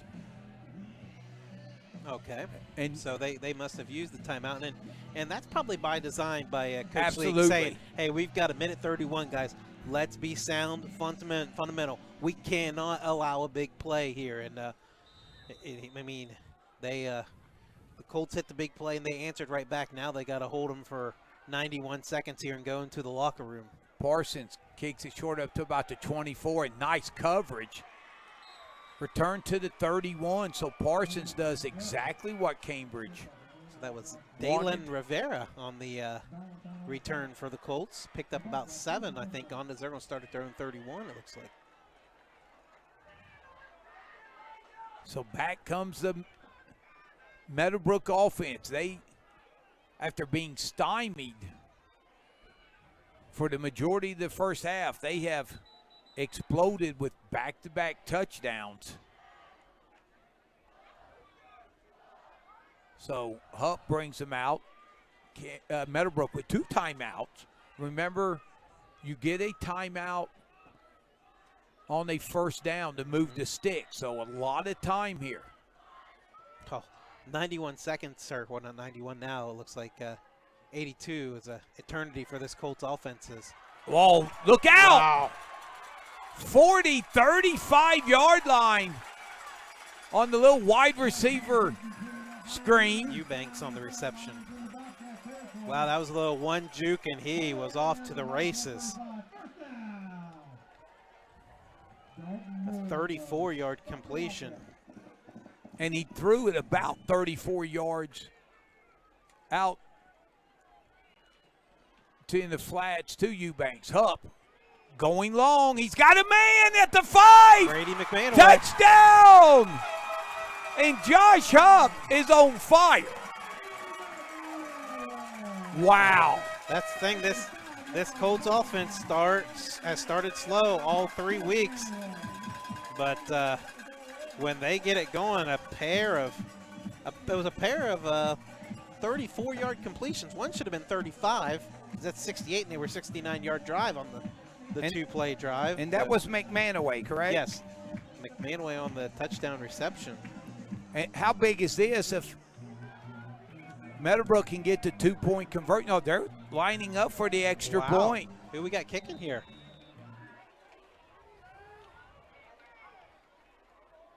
And it's a bad snap. No.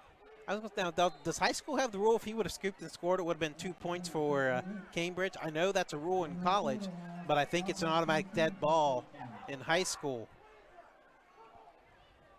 So it's 27-18. It remains a 2-score game. But Meadowbrook, after being outscored 21-0 in the first quarter, they have outscored Cambridge 18-6 here in the second.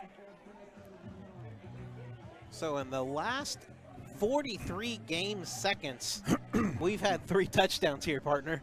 So we thought it when Meadowbrook or Cambridge scored that first touchdown of the game. I looked at you and said we might be in for a shootout, and then things kind of settled down a little bit. Cambridge got the big turnovers that led to their other 2 first-quarter touchdowns. But here to end this first half, July 4th was a little over almost 3 months ago now, and we're getting some fireworks here. Yeah, a lot of talent on the field, and again, a plus for getting this game in week 3 than week 10. You don't have the weather, and you don't have 9 games where your body's been beaten up as well. So both teams fresh, healthy, picture-perfect night on this Labor Day weekend. Thanks for joining us here on KGP TV. Here's an onside kick.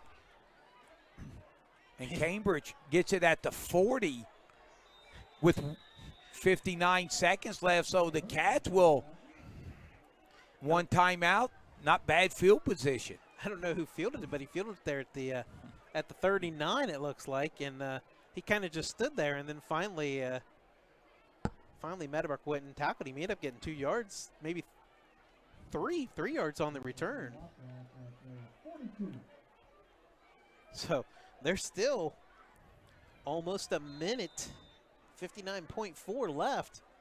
Well, the way these two offenses are going, we could have 3 more touchdowns on the board before we're at the half.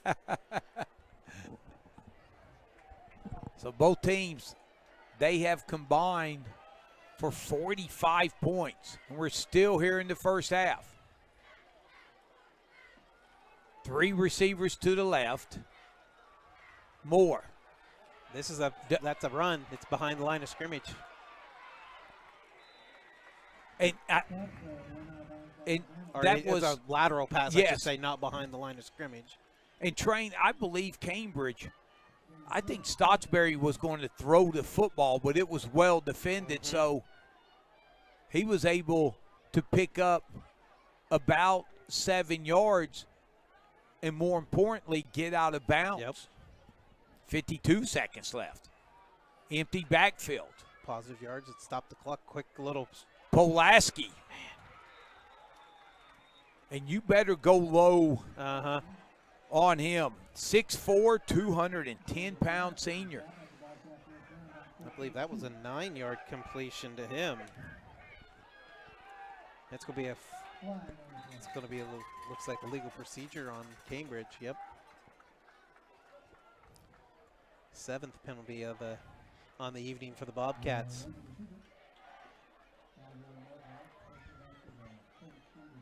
And it looked like the Cambridge coaches, as the clock is now, it started. And they got 1 timeout left. I'm sure Coach Leak wants to keep that in his pocket. And that's, I thought Bob was going to read that one. He may have been generous and let Kenworthy catch that one there. That was dangerous, and Moore showing some mustard on that pass. Bob read it beautifully. And I think Cambridge is going to let the clock run out. Yeah, they're going to. Or they? Yep, they're going to be content to be going into the half up 27 to 18.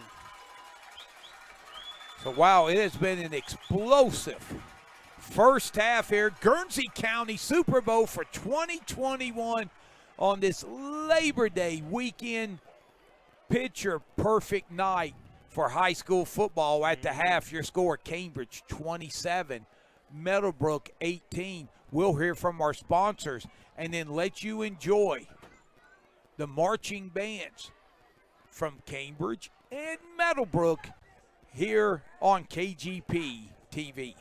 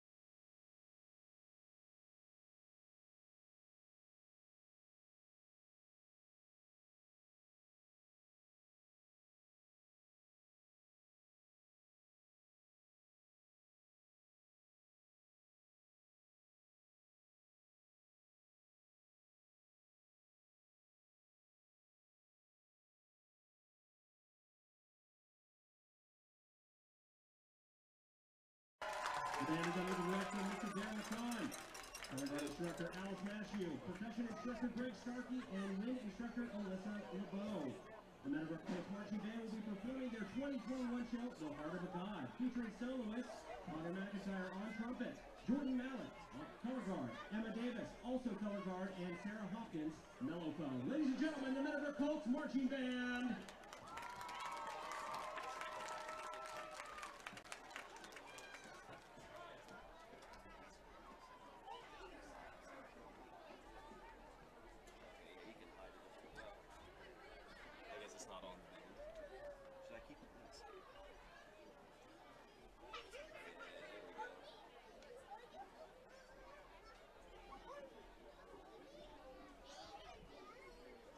How's school going?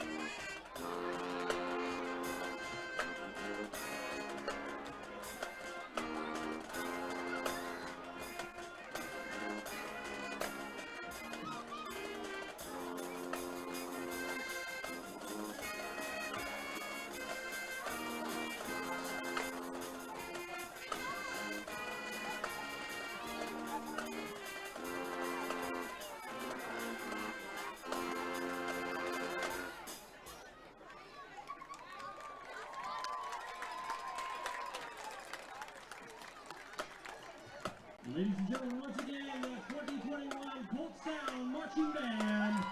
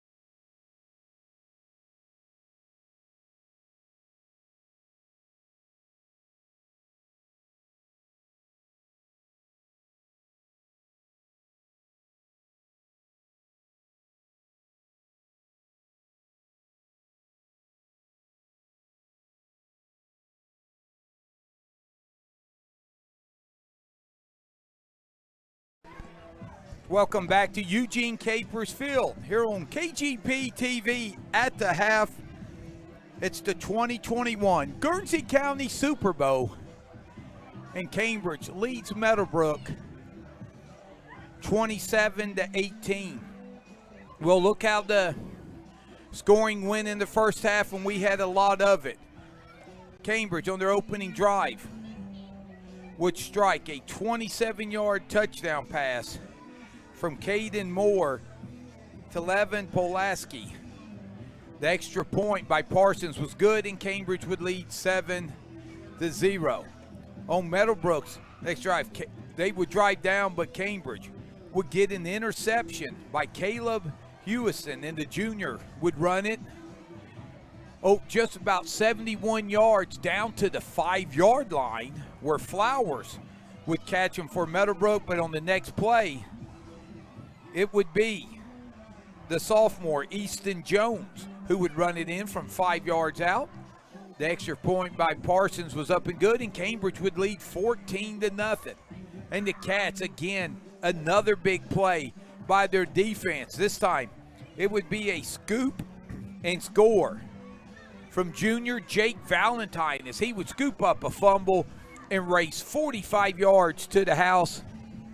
The extra point by Parsons was good, and Cambridge would lead 21-0 over a stunned packed house here in Byesville. Then in the second quarter, Meadowbrook would get things rolling, and it would be Josh Hupp who would throw a 9-yard touchdown pass on 4th and goal from the 9 to Damon Launder. The 2-point conversion was no good, but Meadowbrook had cut the lead to 21-6. Next possession, it would take just 2 plays where Josh Hupp would find Caleb Flowers for an 81-yard touchdown bomb. The 2-point conversion no good, and the score would now be 21-12, Cambridge. Then on the kickoff, Cambridge would get an electrifying 86-yard kickoff return to the house by Davion Jeffrey would take it 86 yards to the house. The extra point was no good, and Cambridge would lead 27-12. But then, right before the half, Josh Hupp would find Brady McManaway on a 35-yard touchdown pass. The extra point was no good. That made it 27-18. That's where we're at the half as the teams are coming on. That's the scoring. Now let's look at some first half individual stats, Train. The big thing, team-wise, Meadowbrook has 234 offensive yards to Cambridge's 153. The big difference, though, is 2 Meadowbrook turnovers that led to one to a touchdown, the other one to a short touchdown for Cambridge. And Cambridge is winning the time of possession battle 11:43 to 11:13. Looking at the individuals, Josh Hupp leading the way for Meadowbrook with 11-19 passing, 206 yards, 3 touchdowns.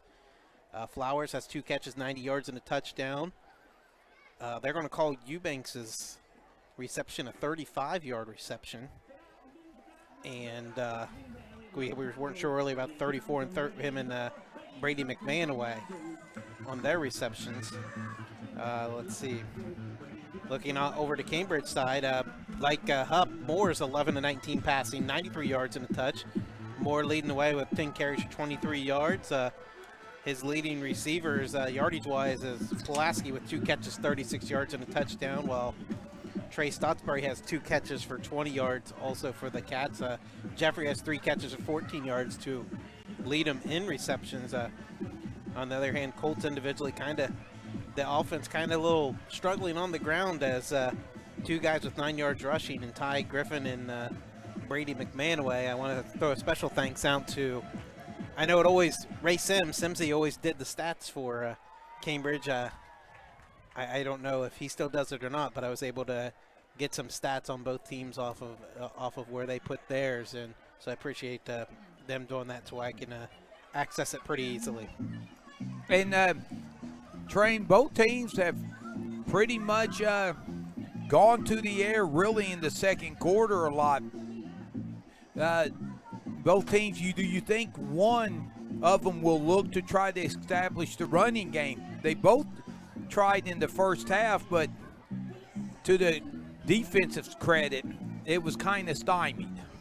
Yeah, I mean, both teams, obviously, Cambridge probably at this point in the season has a little bit more of established running game, but both teams really struggling to get the ground game going. But the big plays have been big for Cambridge as they've hit 4 big plays. Meadowbrook has the one big one on the Flowers touchdown, and but heck, we're at a 9-point game here, and we're getting ready to start the second half.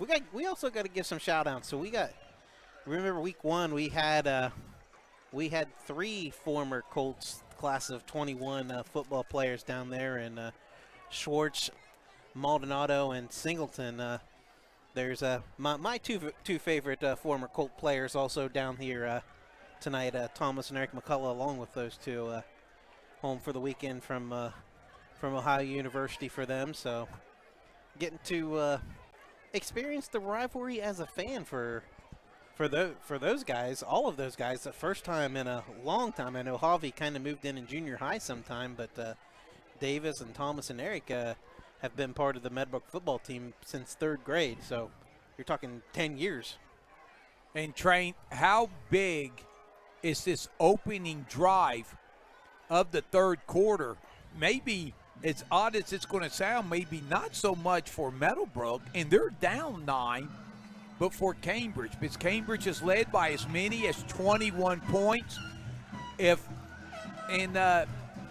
Meadowbrook has scored their last 3 drives, and if Meadowbrook scores here, they will be within 1 score with 4 straight touchdown possessions.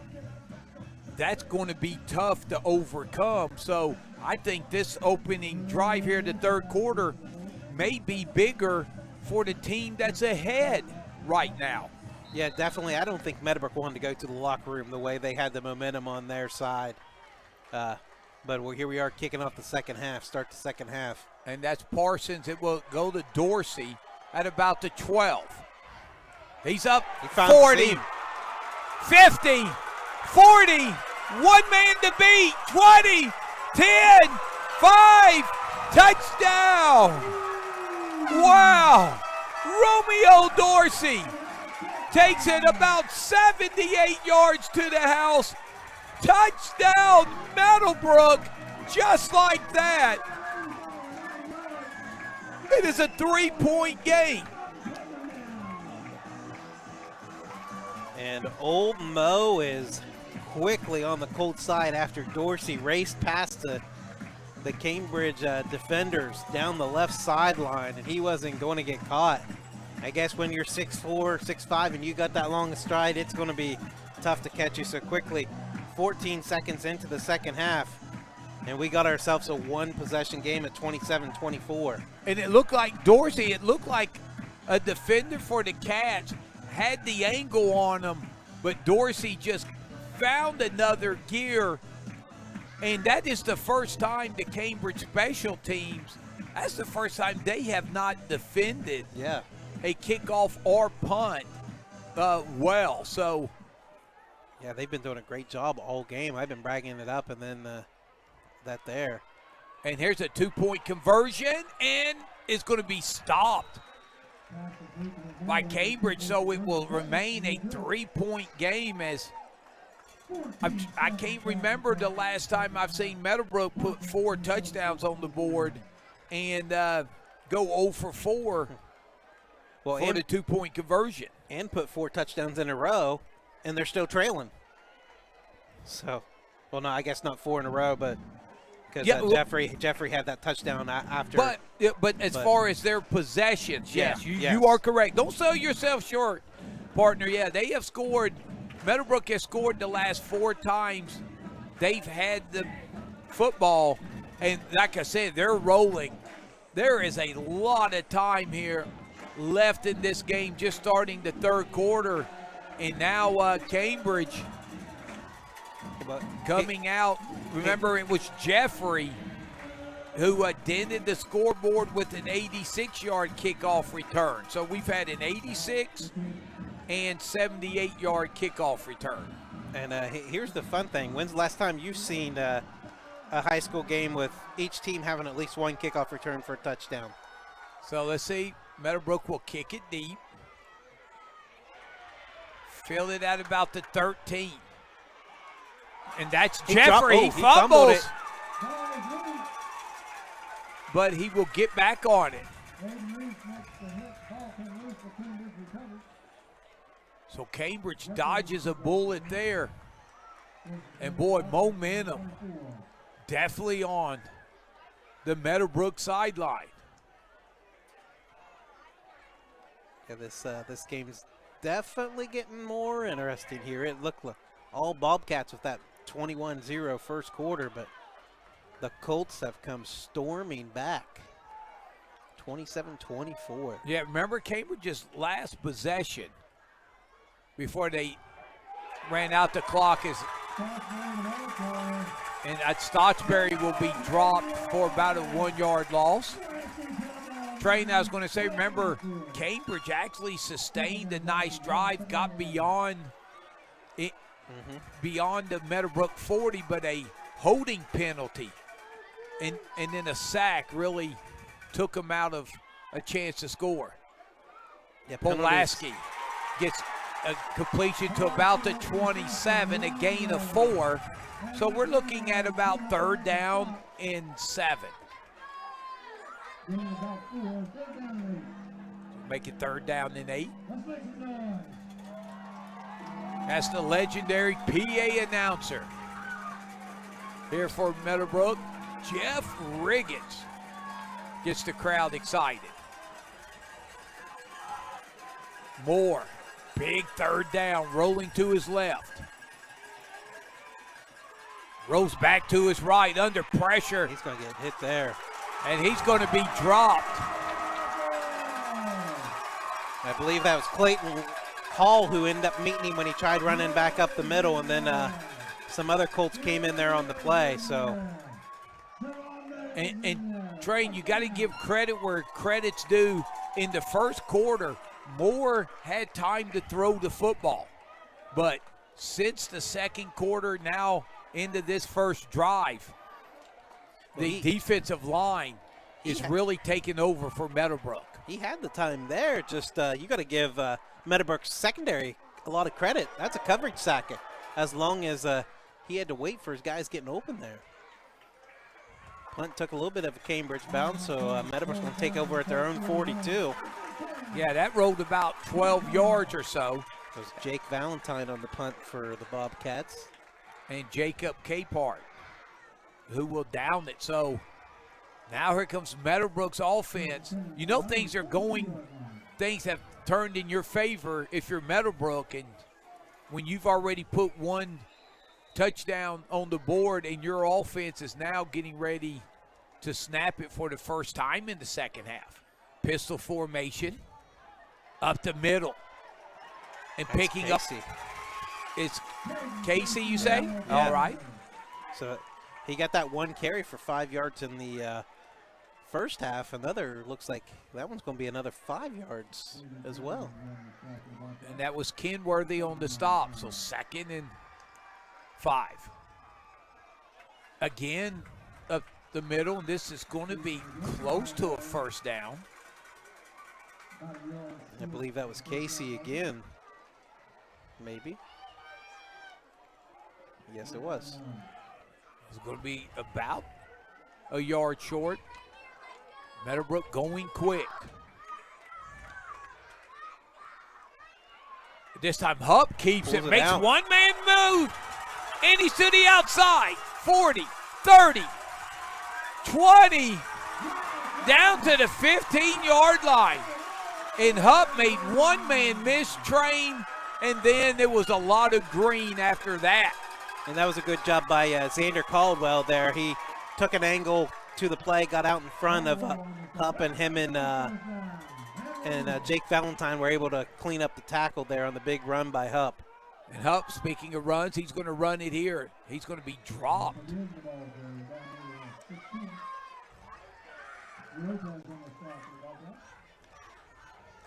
As Kenworthy in on the tackle. 2nd and 9. They'll give up 1 yard. Meadowbrook looking for their first lead. And this will get to about the 10-yard line.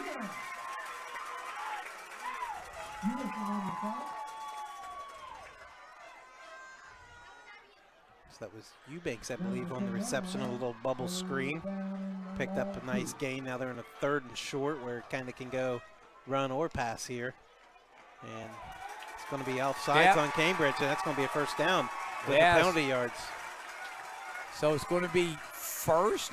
It go well. 3rd and 3. So it should be a 1st and goal at the 5. So they will move it to the 5. Yeah, I didn't know if it was going to be half the distance, but that's only on an offensive penalty. So and there's a Huck fake. Keeps it right at the goal line. He is pushed back. So Meadowbrook, if you're just joining us, trailed 21-0, 21-0 at the end of the first quarter. They are 1 yard from taking their first lead of the game. Hupp will keep it. And he is in. Touchdown, Meadowbrook. So just like that, Train Meadowbrook has put 2 touchdowns on the board. So I hope for the sake of the Meadowbrook fans who turned us off early in the midway through the first quarter have tuned back in, because we got ourselves a brand new ball game with the Colts up 3, 30-27 with the 2-point conversion pending here.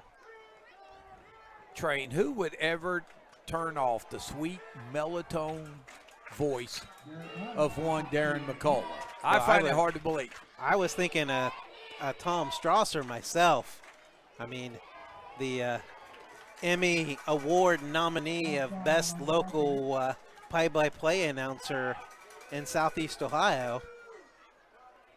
Still waiting on the ceremony where you will actually win it over the competition, I'm sure. And you read that just like I wrote it. I appreciate that. You're welcome. So Meadowbrook going for an extra point. They got a 3-point lead. Cambridge, I thought, may have been offsides, but they apparently wasn't. That was a heck of a jump off the right end. So Meadowbrook yet to convert an extra point or 2-point conversion, but they lead Cambridge 30-27, Train 2 touchdowns in 4 minutes and 10 seconds. That's pretty good, right?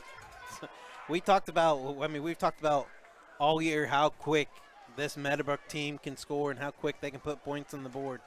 And you were seeing it. I mean, look at the scoring in the second quarter. They scored their first touchdown with 5 minutes and 50 seconds. They end up getting 2 more touchdowns, and so they had it was roughly 4 minutes and 46 seconds where they scored 3 touchdowns. Here, they've already scored 2 touchdowns in 4 minutes and 10 seconds. So, I mean, this is a high-powered, quick-scoring offense, and they're tough to defend. And I think you're starting to see the maybe smaller numbers on the Cambridge team. They're starting to wear down a little bit here as the game's starting to move on. 9 touchdowns and counting. There's a line drive kick. It will go out of bounds. So we'll see what Cambridge elects to do. Take it at the 35 or re-kick, and I think they're going to take it at the 35.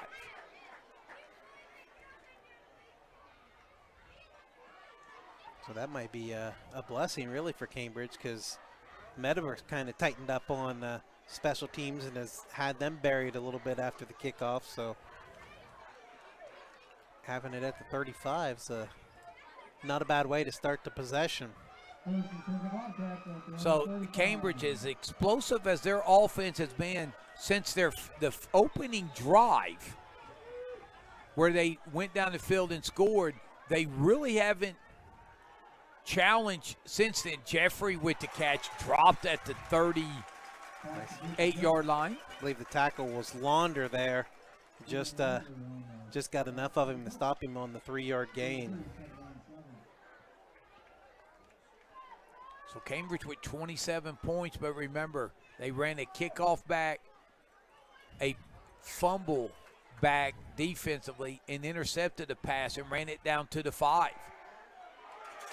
And Meadowbrook's defensive line has really bowed up as Stottsbury will be dropped. So Trey doesn't get much. It'll be 3rd down and 7.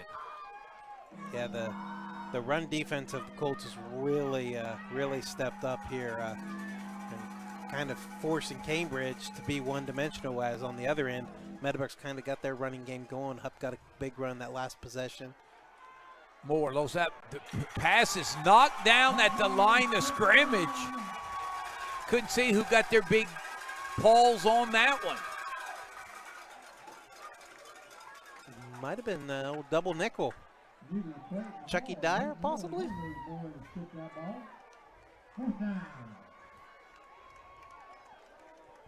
So 4th and 6. And Meadowbrook's got 2 guys back there, including Dorsey, who took the opening kickoff the second half back, and he's going to catch this one, but it's going to be a fair catch. Fair catch at the 30, and out comes Meadowbrook's offense. Meadowbrook with 5 touchdowns, 4 from their offense, all 4 in their last 4 possessions.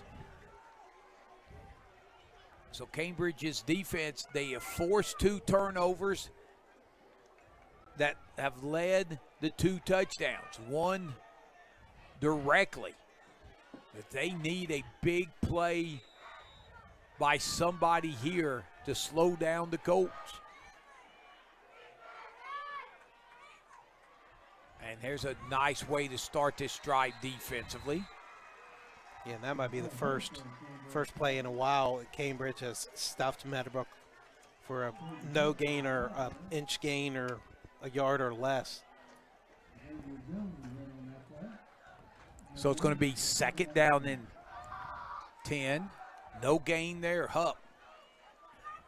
He's got time. Still looking. Under pressure. He's going to throw it. Oh, my God. Wow. That was nearly completed. That's about 25 yards back and that was about a 40-yard pass in the air, falling back. And the funny thing is, I was watching that play, and I'm like, he's just chucking that away, and then all of a sudden you see the world's fastest man, Cale Flowers, come streaking into the streaking in there and almost making the reception. You're right, Cale Flowers. He may be the fastest player we've seen this year. 3rd and 10. Hupp with time. Still looking. Now he's under pressure, and he's going to be dropped. He gets rid of it, and it's going to be in. I think it bounced. Are they saying he's down? Cambridge is celebrating either way, saying he intercepted it. We got a flag now. I think the flag, I wonder if that was intentional grounding, because I didn't see a receiver in the area. Yeah, the pass, the ball clearly bounced. Well, it did not clear the line of scrimmage either. That's going to be the big thing, where it was obviously you got to think it's a loss of down, so Meadowbrook's going to take the play, or excuse me, Cambridge is going to take the play if it's intentional grounding. And on that, isn't it just going a to be spot the spot foul? Loss of down? Yeah. Yeah, that's what it was. So it should be a spot foul. So it's going to be probably Meadowbrook's going to have it 4th down at their own 15. Around the 15? Yeah, and boy, did Cambridge need their defense to stand up, and they did big. And it's going to be back at the 13. And how 14. about the Bobcat secondary? The last 2 possessions before protection broke down, Hupp had time to throw the football. There was nobody open. Yeah, again, I mean, I tell you what, both of these teams' secondary you have to give a tip of the cap to both of them, because they've done a whale of a job I mean, both quarterbacks have been under pressure at times, but it's been because of that pass coverage, that defense where they've been back there in just 8 seconds, you can't get open. And nice. Wow, what a punt back at the 45. There's a flag. To the 40, 35. That was could there have been a fair catch signal? I don't know what. Yeah, because that flag was thrown right at where he caught it. I didn't see him signal for the fair catch. No, wait, or is that just? Yeah, maybe it was okay. It was marking where the ball was caught. Okay, that makes sense because he caught it about 47, returned it 17, 20 yards on the return. So great field position here for the Bobcats at the Meadowbrook 33. So Cambridge 4 down territory right here. Cambridge looking for their first offensive touchdown since the first quarter. Moore looking down the middle. Pass is intended for Pulaski, and it's thrown a little behind them. Hunter Eubanks on the coverage. Again, like we've been talking about Hupp throwing some rockets to his receivers. Caden Moore didn't throw a change up there. He brought the old four-seamer as he cranked it in there just a little bit behind Pulaski.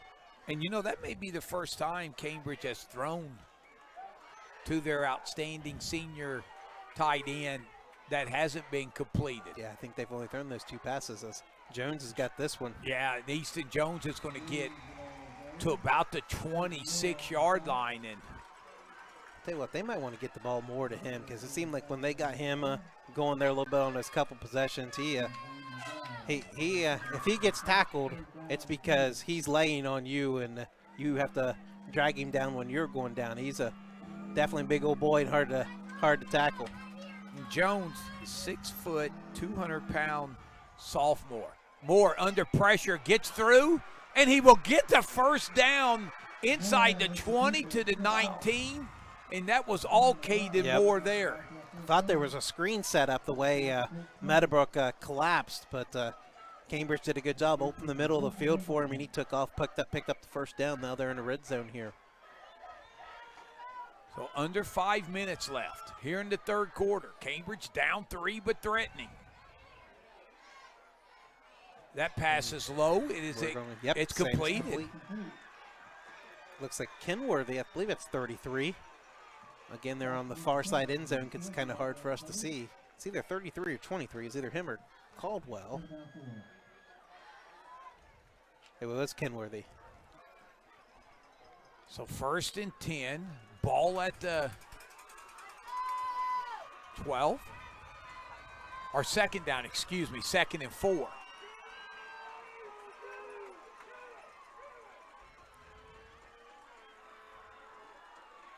Moore looking, see if he'll run it. There's your spy. Couldn't get him the first time, but they got him the 2nd and 3rd time, but he's going to be close to the first down. Going to be 3rd and a short 1. Yeah, Moore doesn't get the first down train, but he made a couple of would-be tacklers miss. So now 3rd down and 1.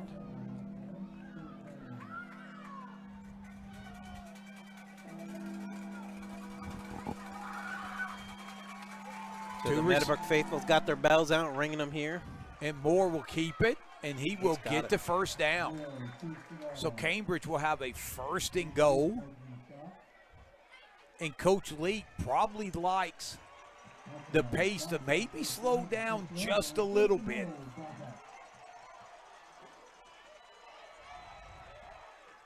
To keep his defense off the field as we're nearing the 3-minute mark here in the third. So 1st and goal from the 6. Pistol formation. Moore keeps it, turns the corner, and he's in. Touchdown, Bobcats. And just like that, Cambridge goes back on top. What an answer after falling behind for the first time tonight.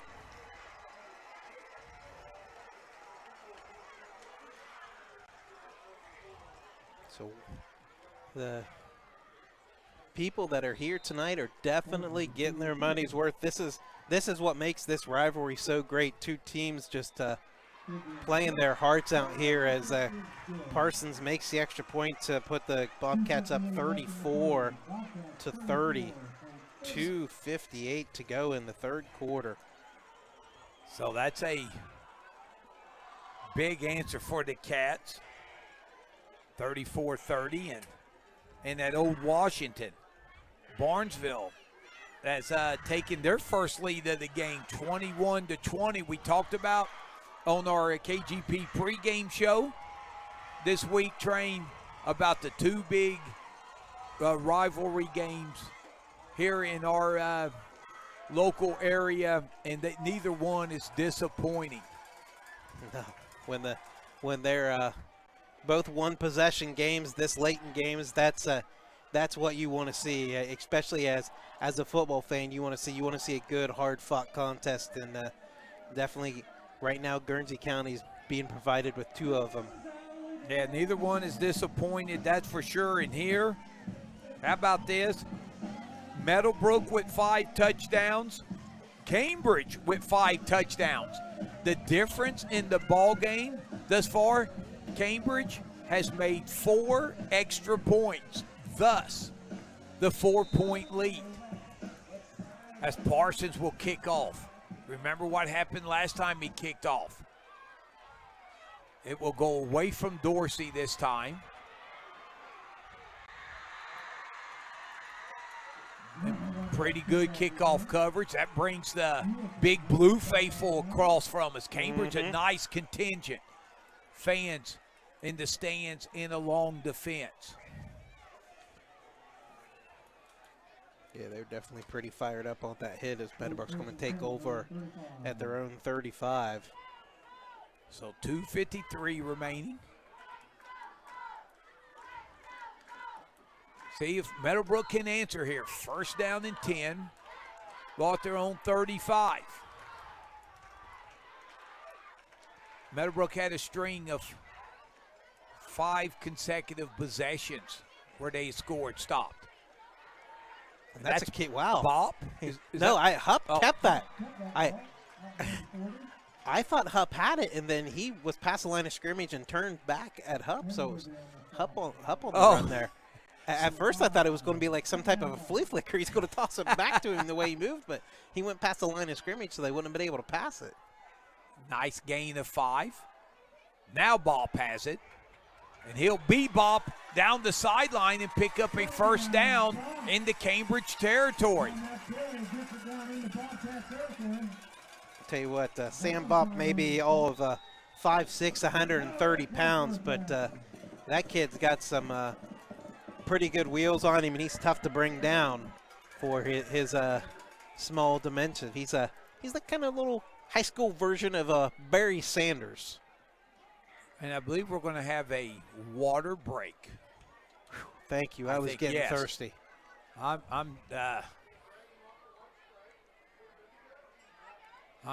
telling you. Well, Train, we'll keep it here on KGP TV, and let's give a shout out to our fine sponsors.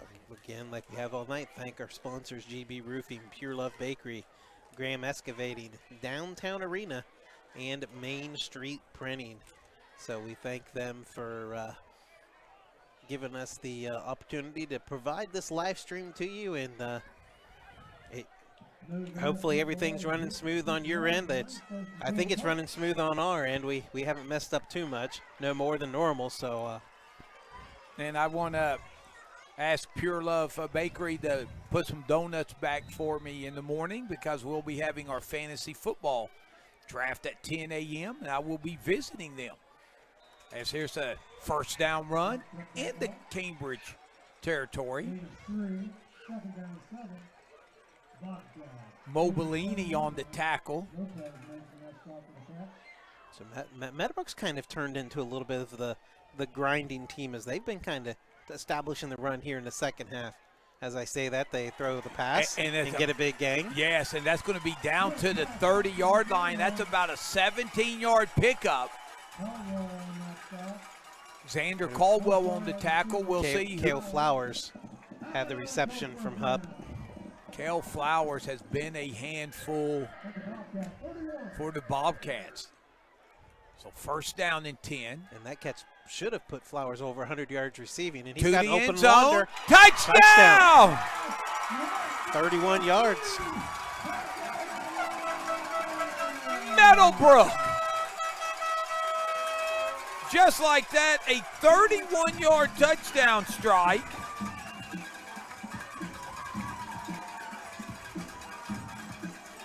And that was Hupp to Up the launder. the Launder.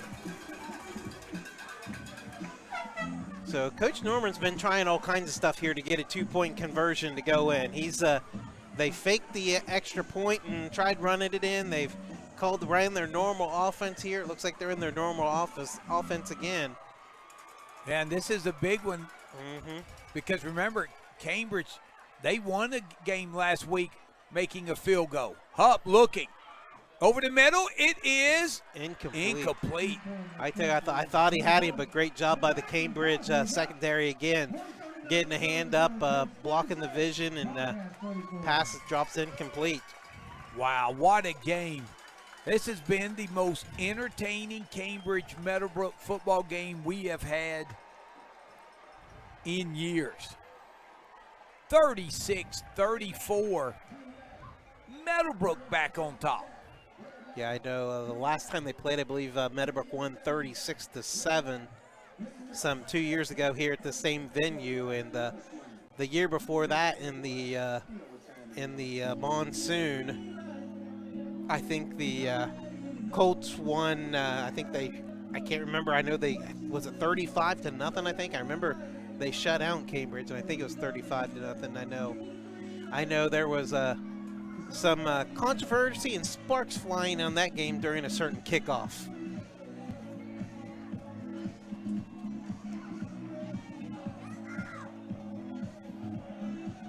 So 1:39 left here in the third quarter. So we'll see if Cambridge can answer the Meadowbrook touchdown as we go back and forth.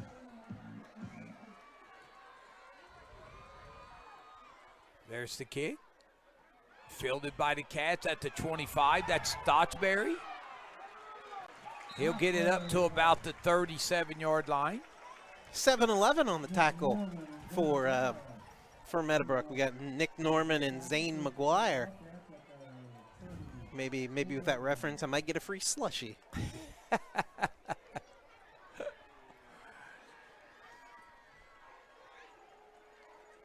My partner's always looking for a free handout. And if you, speaking of free, if you attended the game, you could have got an opportunity. Most fans did a free T-shirt for an honoring of tonight's ball game. MVHC was handing out free T-shirts, and we want to thank them. Yeah, great gesture by them for sure. Skingham Valley Health Center. Here's Moore. Pass to the flats. It's caught. Kenworthy. But and I believe that was Dorsey that quickly wrapped him up and dragged him out of bounds. Wow, what looked like it should have been more of a gain than that. I guess there's no forward progress in this game, and they didn't give Kenworthy any benefit of forward progress. That's for sure. So it'll be second down. We'll call it 8. 8. 3 receivers to the right. Handoff to Jones. That's Stotsberry. Or Stotsberry, excuse me. It's tough. I mean, both teams use so many different weapons. It's you want to kind of try guessing before the guy actually gets the ball, but I mean, Stotsberry hasn't got a whole bunch of carries coming into this game for Cambridge, and he's been, I think he's leading them in carries here so far, minus Caden Moore tonight. Now that's Jones to the right of Moore. Third down.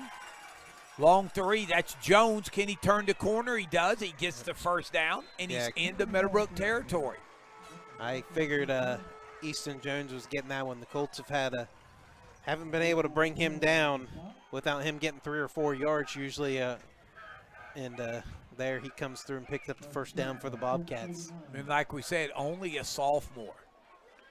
He's not built like a sophomore, though, folks. This could be the last play of the quarter. Jones keeps it. Looks like the same play. That had to be Brady McManaway. Or was it Trayvon? I can't tell if it was 12 or 13. I believe it's 12. No, that says 13. So that was that was Trayvon who flew in there. And I believe Cambridge is going to cool the Jets, 2nd and 10, and use the end of the quarter timeout to think about this next play coming up. And after 3 quarters of play, here from Byesville, your score, Meadowbrook 36, Cambridge 34, but driving. We'll take a timeout and be back for exciting 4th quarter action here on KGP TV.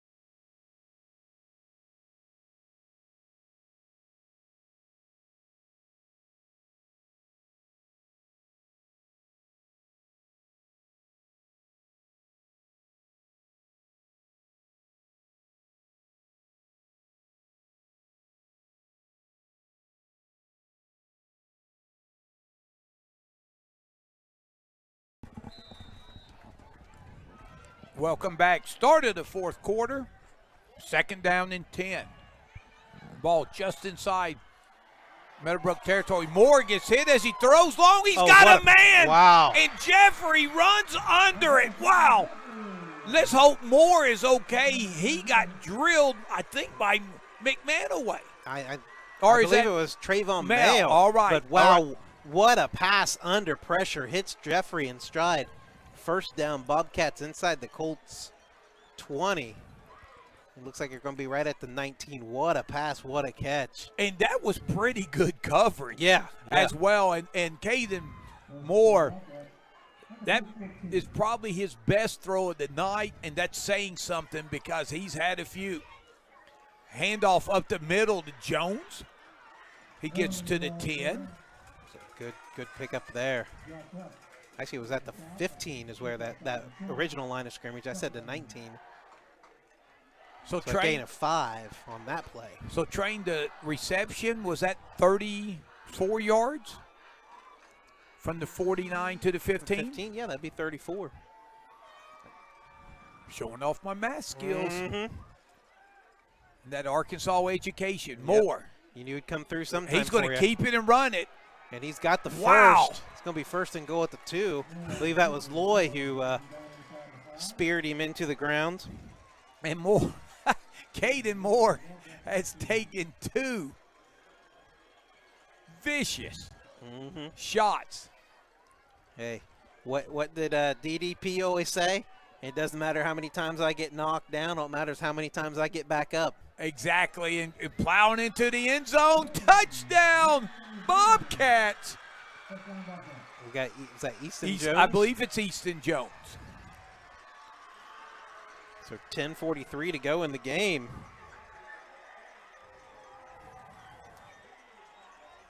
Wow, what an impressive answering drive. The Cambridge offense, which has been pretty quiet through the middle of this game, they have really answered the call.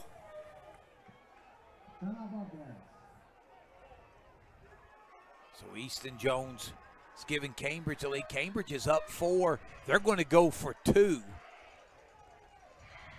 to make it a 6-point game. Yeah, that's a great decision there. Obviously, with Meadowbrook struggling to convert the 2-point conversions, worst case scenario, you stop them on the 2-point conversion and it's tied.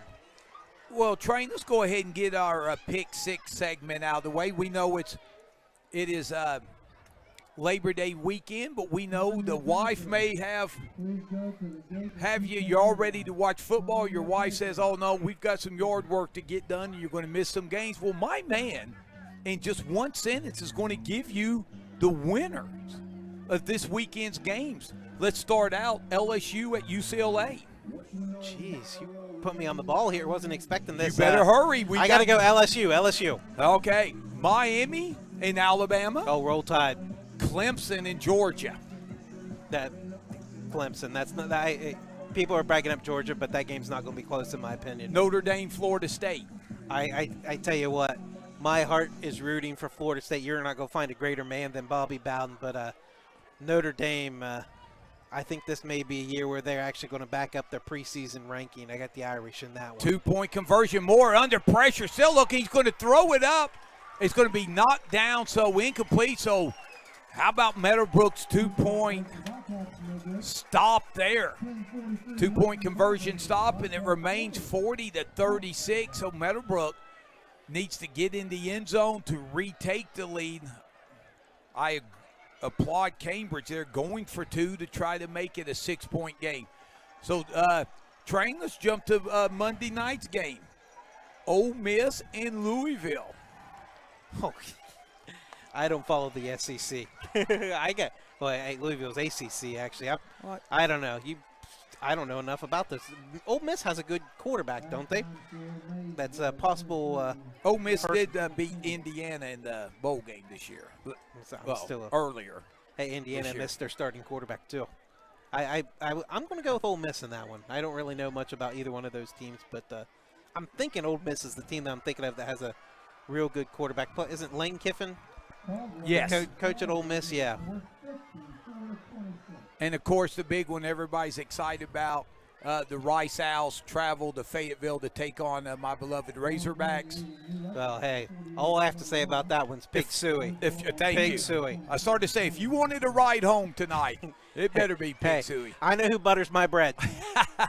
Dorsey fumbles it, picks it up inside the 5. Looking for it, Lane, and he will be knocked down short of the 20. What a we got a Colts player down here too. I think hopefully it's just a cramp. I think the way he's the trainer's going out there to look at him. Yeah, it looks like right leg cramping up possibly. So Meadowbrook's going to have it about their own. Yeah, we'll go 17.5-yard line, I guess. It's between the 17 and 18.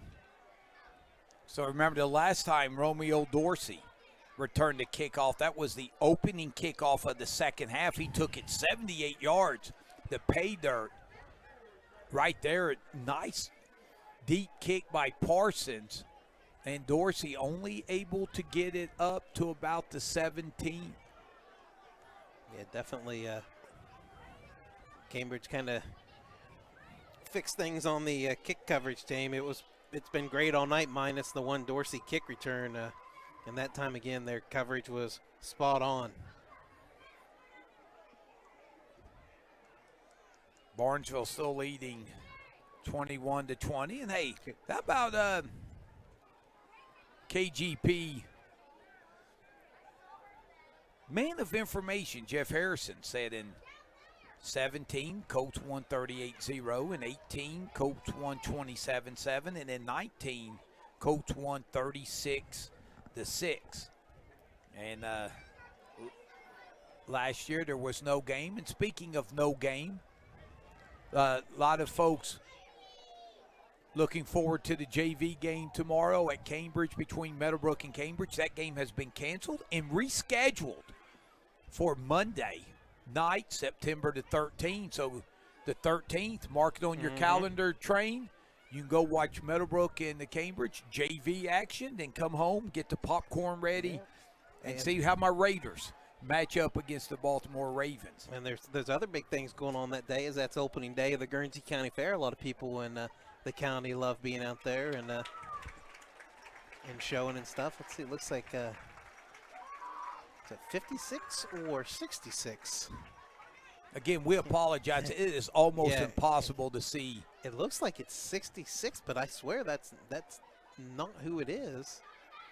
And As he's getting closer, I'm still trying to see if that's a 5 or a 6, and I can't tell. I'm and sorry. Update from Old Washington. There's 33 seconds left. 27-20 Barnesville. They could get a big road win. Hupp, back, going deep. He's got a man. him. Oh, what? Was it caught? It was It's caught What a catch. at the 35, 36-yard line. Brady McManaway, what a catch. I thought it was, at first it was deflected by a Cambridge defender. Then I thought McManaway was caught. Then I thought it hit the ground. But he hauls it in on a streak play, and we got now a Bobcat down. So now the cramping's starting to come into effect here. It looks like that looks like it might be Mobilini there, 54. And again, that was outstanding coverage by Yes. the Cats. I mean, Perfect pass, and I believe that was 40 yards. And you could probably add another 10 to 12 on the throw because Hupp in the pocket. I mean, I don't know who you could credit the most on that. Credit Hupp for the throw, McManaway for the catch, but like, man, what more can you do as a defender for Cambridge? Exactly. I mean, that was excellent defense. McManaway with it, that was just a whale of a catch. Yes, if that ball was thrown a yard and a half to 2 yards shorter, that's intercepted. Mm-hmm. I mean, McManaway just laid out and hit him right in stride. And like you said, if you're Cambridge, you just tip the old helmet and go, hey, it took a perfect throw, and Hupp delivered. And that's what this rivalry is about, just laying everything on the line, you know. It was not Mobilini, sorry, it's 51. That was Lopez. Lopez, all right. We hope he's back soon. Nice defense. Cambridge defense has been solid against run. That's Bob. And that's Mobilini on the tackle. So we're closing in on 10 minutes left here. Bobcats up 40-36. So 10 minutes, clock running, 1st and 10. Meadowbrook down 4. Hupp looking. Plants deep, going to the end zone. And, oh, man, had him. I believe that was Ty Griffin down the field. I could be wrong. Early indication says it was 23 on my point. And who was that closed defensively? Yeah, I'm not 100%. Yeah, that was Ty Griffin, 23. Yeah, Griffith. So, yeah, that was a great job closing on the play by the Cambridge defender. And I'm thinking that was Xander Caldwell. That's who I thought too. Yeah, but from his safety position. Yeah. That's what a free safety is supposed to do. And the kid covered a lot of ground. 2nd and 10. Hupp's got time. Throws it back. Pass. He's got a man open. That's Flowers. He's got running room. Still running. Still running. Stumbling. Look at that 3 defenders. Whoa! Are you serious? Touchdown, Meadowbrook on the electrifying touchdown catch and run by Flowers. He would not be denied. Wow. That's what you call big boy football right there around a Kale Flowers. He said, you can think about tackling me, but you ain't going to do it. So, wow. Cambridge has been able to reclaim the lead. They did it late in the 3rd quarter, and a minute 19 later, Meadowbrook scored to take the lead right back. Cambridge took the lead here a minute and 11 seconds ago. And guess what? A minute 11 seconds now, Meadowbrook back on top, 42-40. And they're going to have to snap it quick, or there's. And there's your flag. And you know what? Maybe they're thinking we've been too close at being 3 yards. Maybe we should move ourselves back a little bit and try the 8-yard two-point conversion. So this will back them up.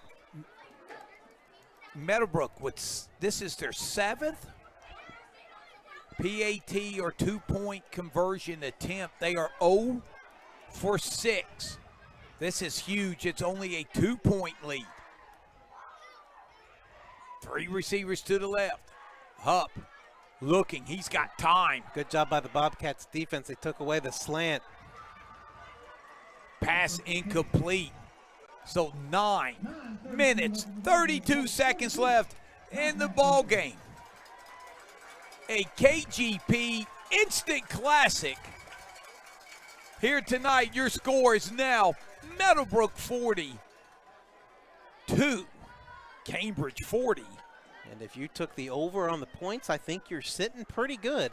We're at 82, and we're not done yet. Absolutely. We'll take a timeout and hear from our sponsors and be back for more action here on KGP TV.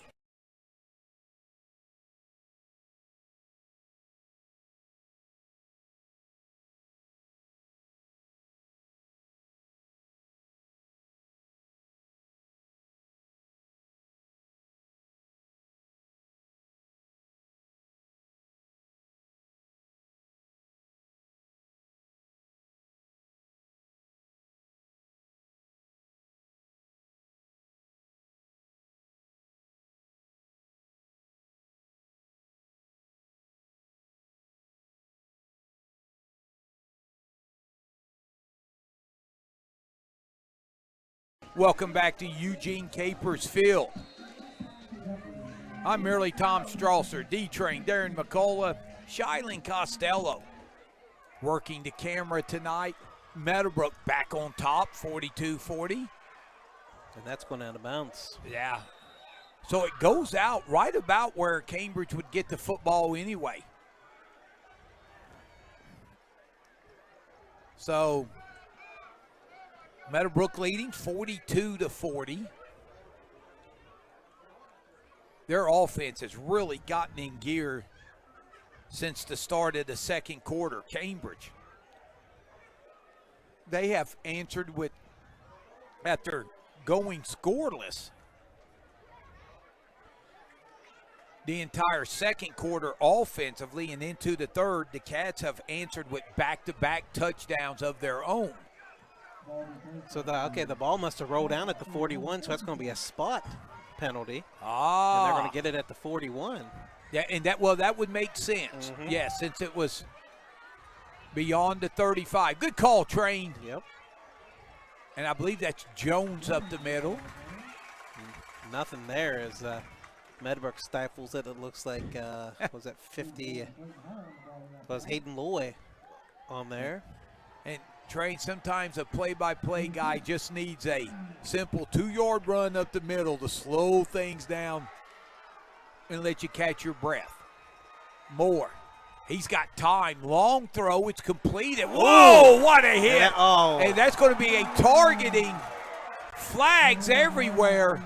Was that Stotsberry on the catch? And Dorsey. Is either Stotsberry or Caldwell? Or I think it was Kenworthy maybe. See, I thought I seen a 20.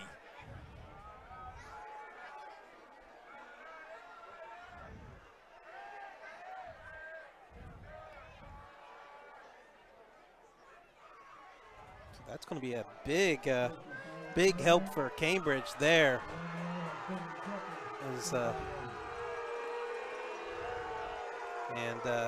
That's going to be 15 and from the sounds of as we call him, the legend, Jeff Riggins, Dorsey, so going to be ejected from the game, and Coach Norman is not very happy with the decision. And Caldwell's on this side now. I think it was Caldwell or Stotsberry won. And I think it may have been Caldwell. But over here is Yeah, It may have been Kenworthy. It was in the slot. Okay, it may have been Kenworthy. I think you're right. Because I thought I seen the 3, and it was 33 instead of 23. So I think you're right. I think it was Kenworthy. Moore going up there's top. Nobody there there's except no for a there. defender. Oh, Hunter Eubanks almost came down with it there. Yeah, there was miscommunication there. And how about the aggressiveness of Cambridge with all the emotion after the 15-yard penalty? Yeah, taking a shot. They took a shot there. And here's a flag. And this is going to be on Meadowbrook here. It's either going to be a sideline warning or it's going to be a unsportsmanlike. It is sideline. I thought maybe it might have been that the official had enough of the jawing from the assistant coaches on the Meadowbrook staff, but he's going to just throw a warning. So 2nd down and 10. Game back and forth. Moore. That ball's intercepted, and it's going to the house. You ain't catching him. 50, 40, 30, 20, 10, 5. Touchdown, Meadowbrook. Kale Flowers. So he just caught a 34-yard touchdown pass some 56 seconds ago. Now he's going to take a interception, I believe. 56 or I was thinking it was closer to 60. Hey, let's go with 60 yards. Wow. We'll try to get official here in a bit. So a big momentum boost for the Colts as they're jumping to a 48-40 lead. And hey, how big is this 2-point conversion coming up? Meadowbrook's 0 for 7. If they get this, they go up 2 scores. If not, it stays at a 1-score game. Huge conversion coming up. Flowers, can he turn the corner? Lowers his head. No. Man, wow. How about the Cambridge defense? About as close as it can get. 48-40, Meadowbrook. 8:36 left. We'll keep it here. And Flowers. What can you say about this kid? He's caught an 81-yard touchdown pass, a 34-yard touchdown pass, and what may have been one of the more electrifying plays we've seen, where he literally carried about half the Cambridge defense on his back for the last 10 yards, and then a 60-yard interception return. We've had it all. 2 kickoff returns, 2 defensive touchdowns, and a heavyweight fight for the ages. Yeah, this has been a battle, and the great thing is we still got 8 minutes and 36 seconds showing on the clock. This game is far from over, as it's still a 1-possession game. And I wonder if we can hear from the closer before this game's over to see what's the most points ever scored in the Cambridge Meadowbrook game. Because we're not done yet, I don't think. This is Stottsbury. We're at 88 right now, and he will trending get upwards to about the 37-yard line, and that is Trey.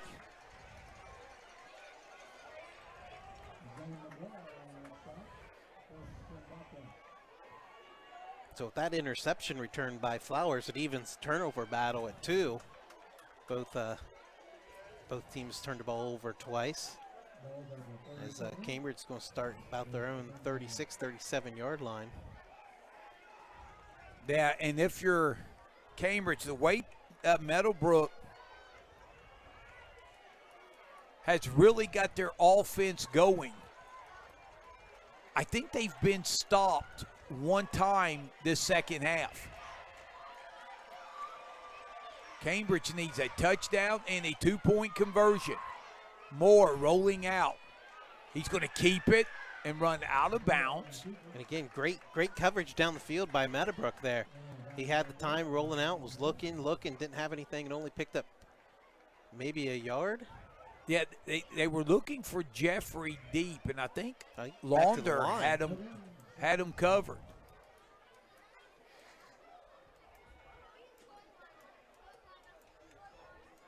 So they're going to say, I thought he picked up 2, but they're going to say he stepped out. And remember for how no gain. Remember we talked earlier in this game how fast Cambridge was playing? Definitely took some time to get this play in and snap it. So they got a little option look here. And that's Stottsbury. And Trey's going to be knocked out of bounds. I think Eubanks and Mayo might have been on the play. And Trey, how about Meadowbrook's defense? They did a nice job. It was a slow developing option play because the defense did a nice job stringing it out. And Cambridge, are they in 4-down territory? 7:45, clock running. Moore rolling to his right, throws. It is incomplete. I was going to say Caldwell with punched the ground there, so I wouldn't think he'd be punching the ground if he caught it. It's going to be incomplete. Yeah, in Cambridge, they're going to punt the football away right here, and you almost have to. See, I'm on the other end here. I'm like, you can't afford to give Meadowbrook the ball back because they've been scoring every time. You got to get a first down here. But obviously, if you don't get the first down, Meadowbrook's going to have great field position too. So it's kind of a little bit of double-edged sword here.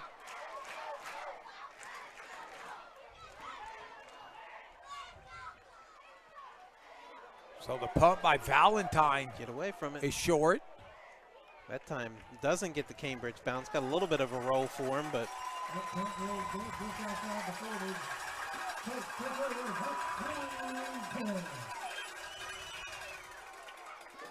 so on the punt, Meadowbrook with 7:23 left. Now, we'll see if Meadowbrook, if they pick up a couple of first downs, if they don't elect to milk the play clock like they did against Maysville in the fourth quarter. 48-40, Meadowbrook. Wow, what a great job there. 44. That's Pulaski. Pulaski, yeah. He dropped Bob for a loss. He bopped to the ground on that one. Going to be a loss at 2. Second and 12 here for the Colts. Ooh. Almost got somebody to jump there. Cambridge nearly jumped, but here's a little bubble screen to Eubanks. He's pushed out of bounds. And I tell you what, Meadowbrook has been great at that, getting their opponents to jump off with the quarterback doing the clap. I mean, it's worked a lot over the past few years. And don't be surprised if they don't try it here as their 3rd and 5 and need the first down. That was Hewison. There it was. There was Hewison who knocked Eubanks out of bounds. It's huge. 3rd and 5, 6:47 left. There's a toss pass to McManaway. And he's going to be stood up and stopped. Now, Meadowbrook has a decision to make. 4th and 5, what will they do? It's going to be about, I think McManaway is going to gain a yard there. I wouldn't be surprised Meadowbrook lines up and they try getting the offsides. Don't get the offsides, take the 5-yard penalty and punt it possibly here. Yeah. Meadowbrook may let the play clock run all the way down and either take a timeout and think about it or then punt the ball away.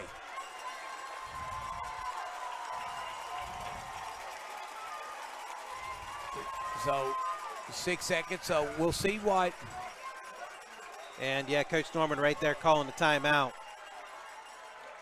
So he's talking to his coaches like, what are we doing here? What do you think?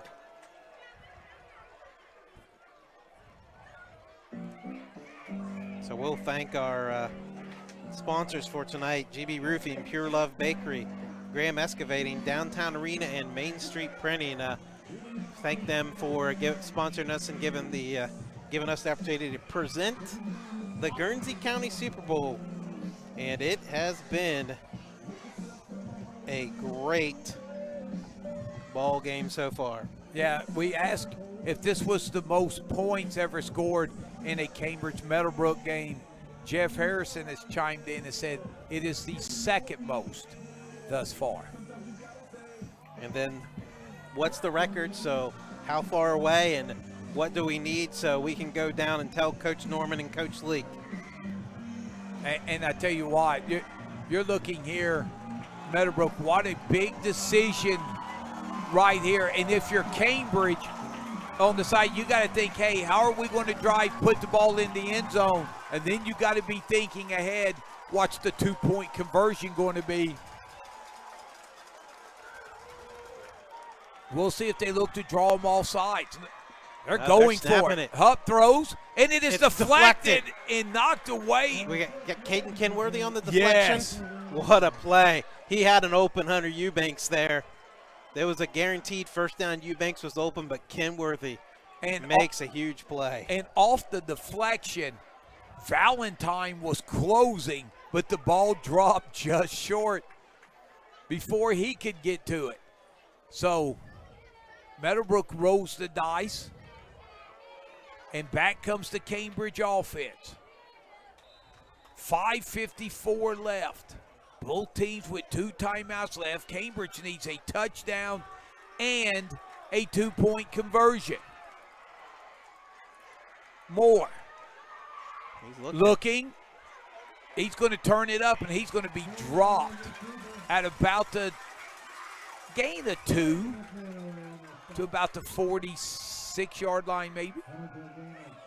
There's definitely been a few times where Caden Moore's kind of had to run for his life, and that was kind of one of them where he found a hole up the middle, but quickly the Colts plugged it and stopped him for a minimal gain.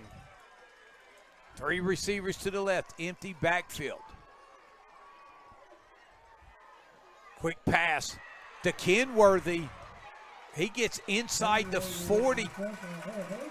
Good pass there that kind of led Kenworthy's momentum going down there, and some tough blocking there from Pulaski and Caldwell to help him gain about, 5-6 yards on the play. Yeah, and remember, it was a pass, similar pass like that 2 possessions ago that Flowers jumped and took for 60 yards to the house. Cambridge come back to it, and here's a first down completion to the 35, to the 32. And that's Kenworthy on the reception there. Another Bobcats first down. And Cambridge had success breaking down game film of their game against Indian Creek. They were able to find a little soft spot there and hit Kenworthy a couple of times. And they come right back to it. Oh, and he dropped that one. So definitely this was a play that they were kind of went too early on in the game too, and got that early lead, especially on that first possession, that first touchdown drive, and kind of going back to it here. And we have another cramp on the field. I believe that might be Eubanks this time. So one of the key contributors to that defensive backfield. You think in a game that's 48-40, you're talking how well the secondaries have played on both teams, but I mean these secondaries have played real well. I thought tonight. I mean, granted you're facing 2 high-powered offenses, but they've really done a whale of a job the secondaries have, and we got 111 points is our record, 76-35. I believe it was Cambridge that won that game in 2009. So 88 points, 111. That we got 23 points.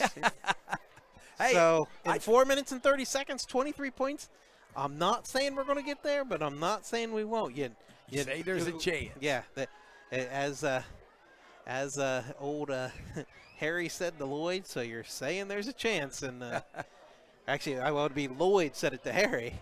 Hey. Or Lloyd said it to the woman, actually, in Dumb and Dumber. And how fitting you use a phrase when everybody listening to this broadcast has probably thought of Dumb and Dumber quite a few times. Now the real question is who's dumb and who's dumber, because that might be a basketball term, jump ball. So 4.5 minutes to be second down and 10.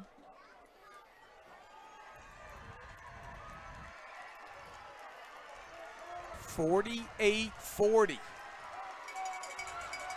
Ball at the 33.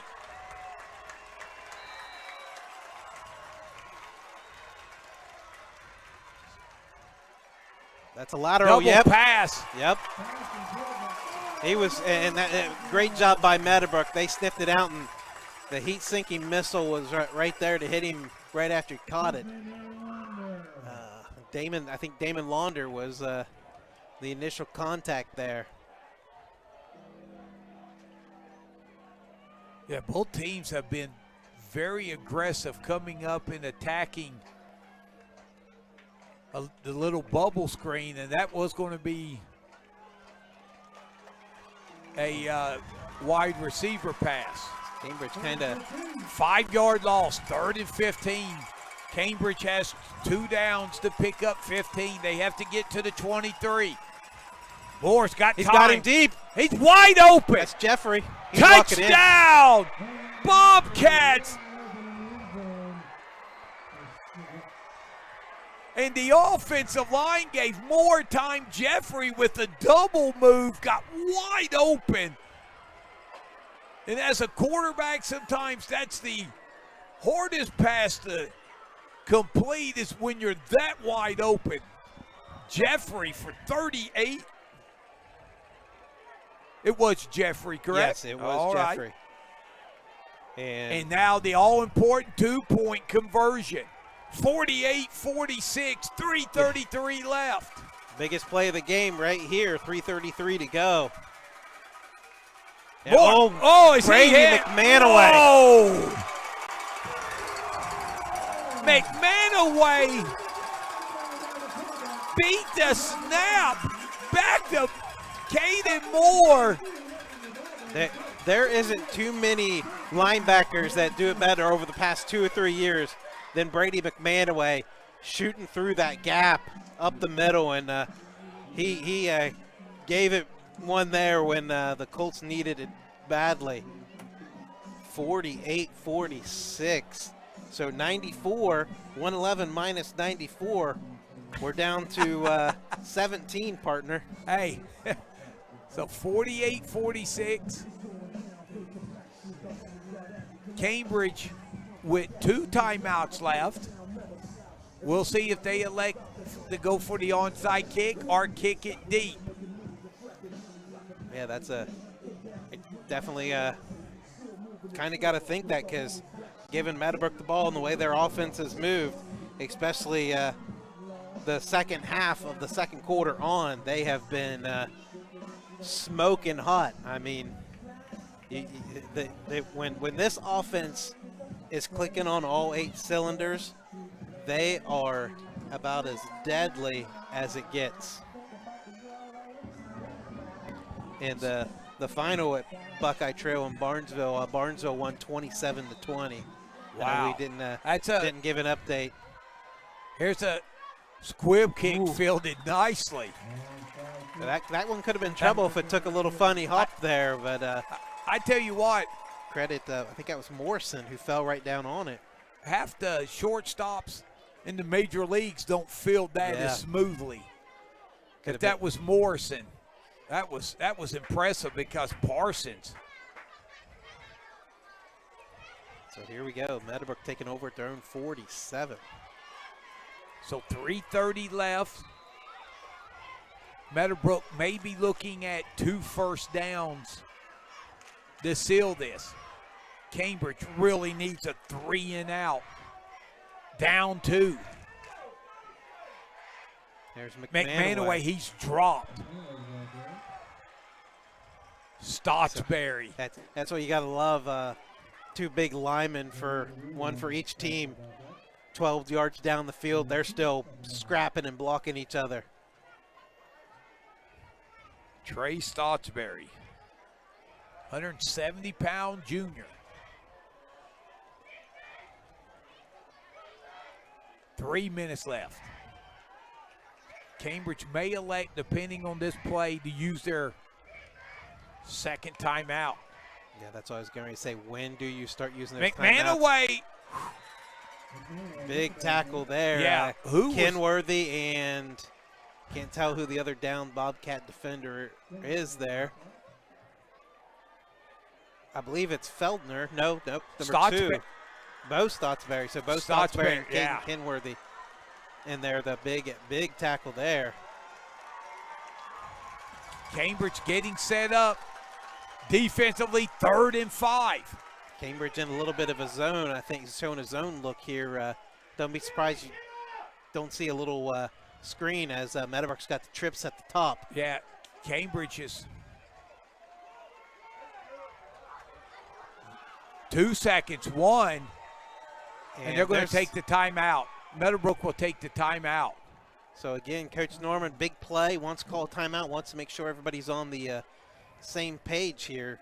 And I tell you, Train, I felt for the junior there, Caleb Hewis in the corner. Remember, he picked off a pass and brought it back about 71 yards, was ran down by Flowers. He's manned up against Flowers.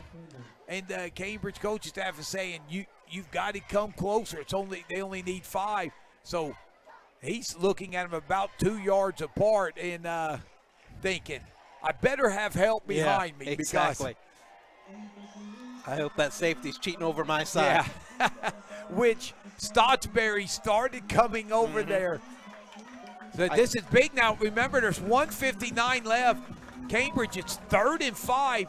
The couple things that stand out, well, Meadowbrook, if they don't pick up any yardage here, are you willing to roll the dice or do you punt it deep?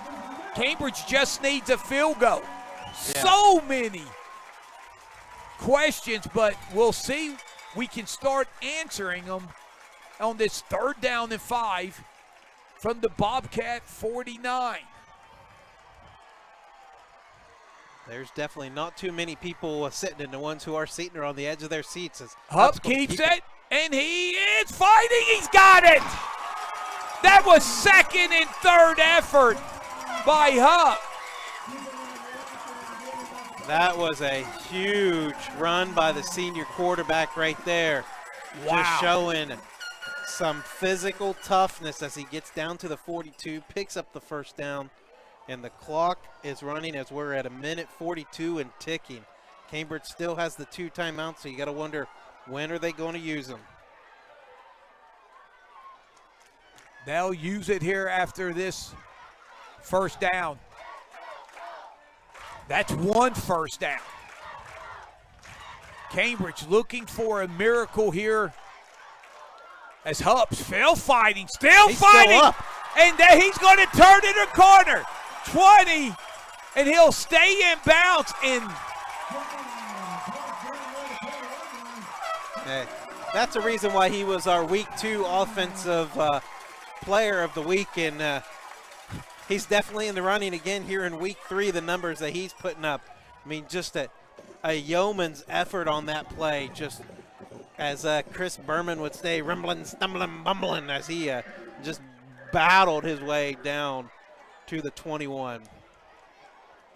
And clock running inside a minute. Cambridge with 2 timeouts, but they... And right now, if that's the case, Meadowbrook only has to snap it one more time here. Yeah. The as handoff. McManaway breaks away from one, breaks away from another. We're finally brought down to 56. Andy Ogle. Personal favorite of us here at the KGP show, if you remember. Oh, yes. Or was that 66? It was 56 or 66. Well, I got to give a shout out to my buddy Andy Ogle. He was a fun kid to be there at the game, and he was ready for this game and ready for the season to start for Cambridge. If it wasn't him, it was 66 Vincent Lopez. And I tell you what, that may be the most exciting 1-yard loss run that I've seen all year. And what a game effort. Cambridge had a chance. Their midfield, 3rd and 5. Josh Hubb, he was hit twice short of the first down marker, and he would not be denied in Meadowbrook. You're down 21-0 in the first quarter. Yeah, you talk about big plays. I mean, that's you think right now probably that Meadowbrook should have this game locked up, take a couple knees, or maybe just one knee if Cambridge elects not to use timeout. Yeah. But all of the big plays throughout this game, I mean, that you're going to look at that run by Josh Huff that just put the nail in the coffin. And Train, our KGP pregame show this week, and we go ahead and say a special 2-hour edition. It'll take us an hour and a half just to talk about this game. Just an amazing effort as Cambridge is going to use their final timeout here. I mean, tip of the hat to both teams. Absolutely. I mean, 48-46. I know one of my buddies texted me earlier. He's like, who's favored in this game?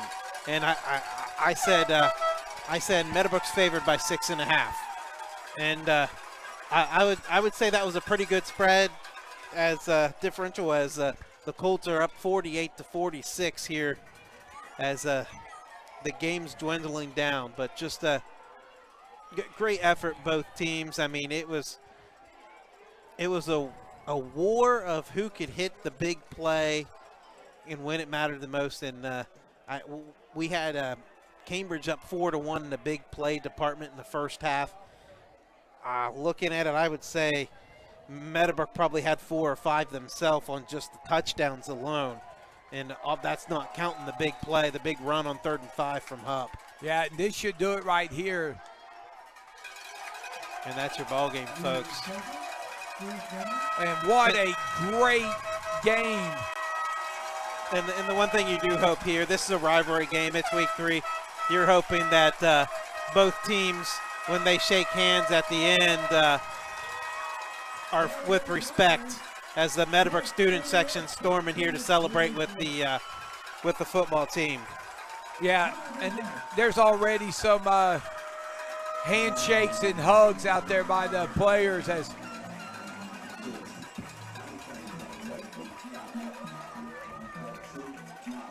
(48-46).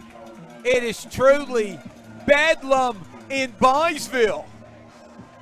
Now here's the other thing we were talking about. We talked about the total points scored. How about this one?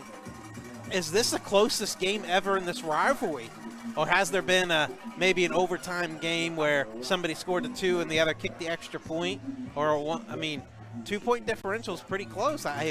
I can't think off the top of my head. I mean, obviously, I don't know the score of every one of the games, but that's another kind of interesting little tidbit maybe to find out. So hopefully the closer can hear us and maybe he can let us know. As I think Meadowbrook now has won 5 out of the last 6 games in this rivalry.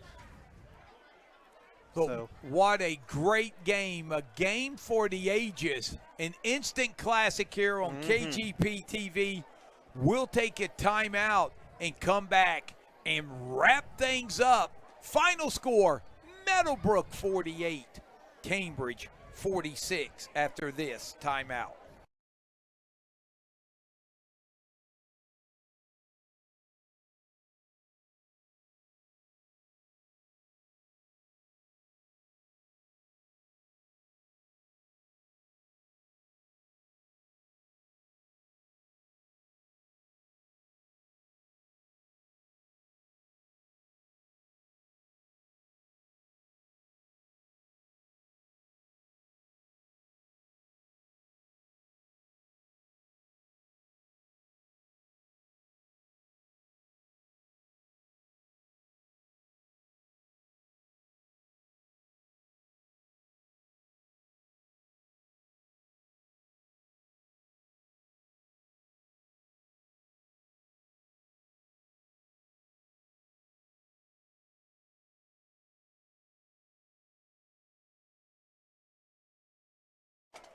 Welcome back to Eugene Capers Field, an instant classic here on KGP TV. Cambridge and Meadowbrook, what a show they put on for the fans. And it was Cambridge who would get things off and rolling on their opening drive. Moore, a 27-yard touchdown pass to Pulaski. Extra point by Parsons was good. Cambridge would lead 7-0. After a 71-yard interception return by Hewison of the Bobcats, it would set Cambridge up first and goal at the 5. And on the very next play, it would be Easton Jones who would run it in from 5 yards out. Extra point by Parsons was good. Cambridge would lead 14-0. The Cambridge defense would strike. It would be a 45-yard fumble recovery, scoop and score, touchdown by Jake Valentine. So he would take it in from 45 yards out. The extra point by Parsons was good. And the Meadowbrook faithful were stunned as they were down 21-0 going into the second quarter. But oh, did Meadowbrook's offense wake up. It would start out with Hupp, a 9-yard touchdown pass to Launder. The 2-point conversion, no good. That would make the score 21-6.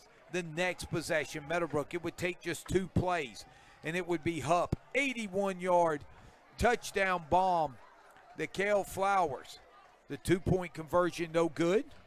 And the score would now be 21-12. Cambridge, looking for a spark, would get it on the opening kickoff as Davion Jeffrey would take it 86 yards to the house.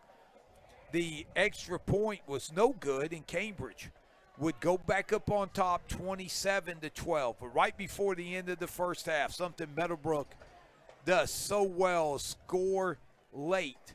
And they would do that. Hupp, a 35-yard touchdown pass, this time to make Manaway. The extra point was no good, and we would go to the locker room with the score Cambridge 27, Meadowbrook 18. The start to second half, it would be instant fireworks as Cambridge would kick off, and Romeo Dorsey would field it at his own 12 and take it 78 yards to the house, or excuse me, at his 22, take it 78 yards to the house for the touchdown. The 2-point conversion was no good, and Meadowbrook would cut it to 27-24. Meadowbrook's first offensive possession. They would drive down, and Josh Hupp would finish it off with a 1-yard touchdown run. The 2-point conversion no good, but Meadowbrook would lead for the first time 30-24. But then the Cambridge offense would get going, and it would be their outstanding junior quarterback, Caden Moore, get a 6-yard touchdown run.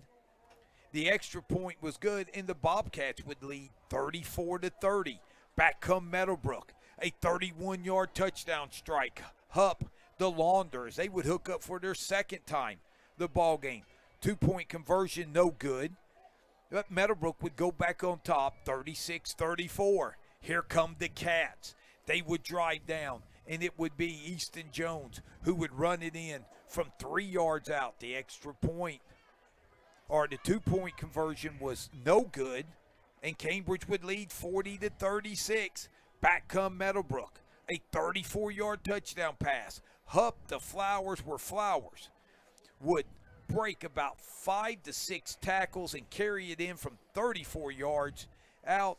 The 2-point conversion was no good. Meadowbrook back on top, 42-40. Meadowbrook would get their big defensive play of the game, a 60-yard interception return by Cale Flowers would make it 48-40. The extra point, the 2-point conversion was no good, as Meadowbrook would not get one the entire night. But Cambridge, they would need a touchdown and a 2-point conversion. They would cash in on the touchdown. It would be Moore, the Jeffrey, a 38-yard bomb. Jeffrey would catch it, take it into the end zone to make it 48-46 with 3:33 left. Cambridge 2-point conversion was blown up by McManaway. Cambridge would kick off, and Meadowbrook would not give the ball back up as Hupp would convert on a 3rd down and 5 to seal the deal and put Meadowbrook in victory formation with an incredible 48-46 victory in Train after Cambridge led 21-0. We had a total of 5 lead changes in the second half. Wow, just impressive. And the one thing I talked about being a 2-point difference, the closer, as only he can do, comes through for us.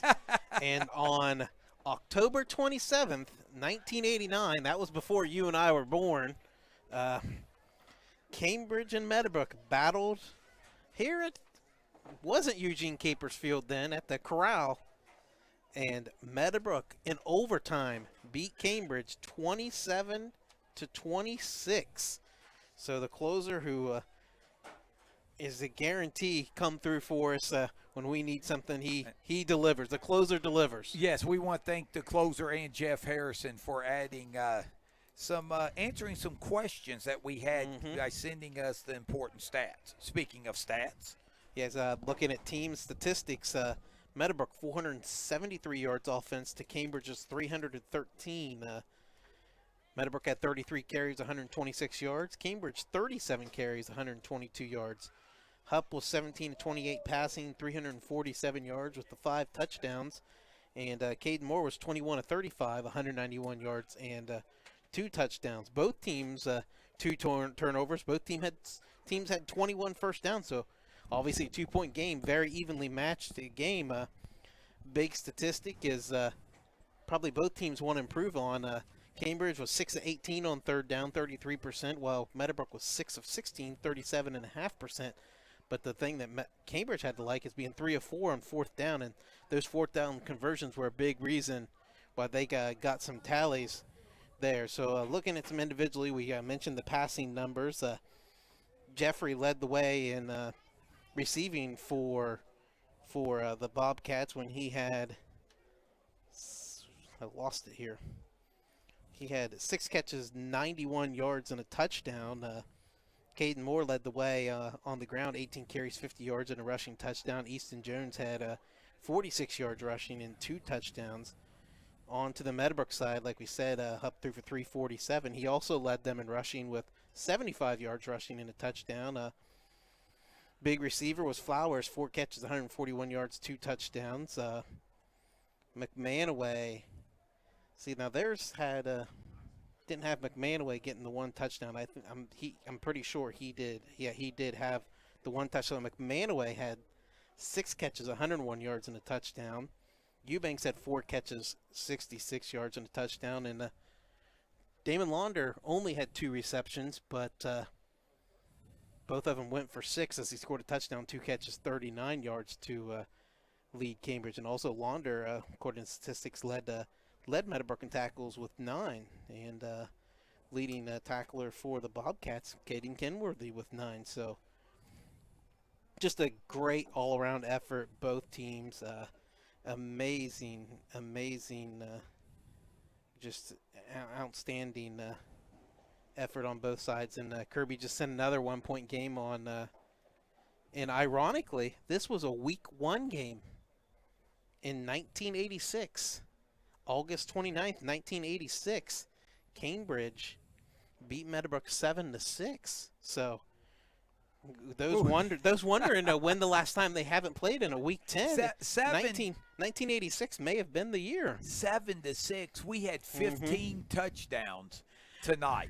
We had that in a 15-second span a couple different times. And Meadowbrook with 8 touchdowns, Cambridge with 7. Both teams got a kickoff return for a touchdown. Both teams got a defensive touchdown.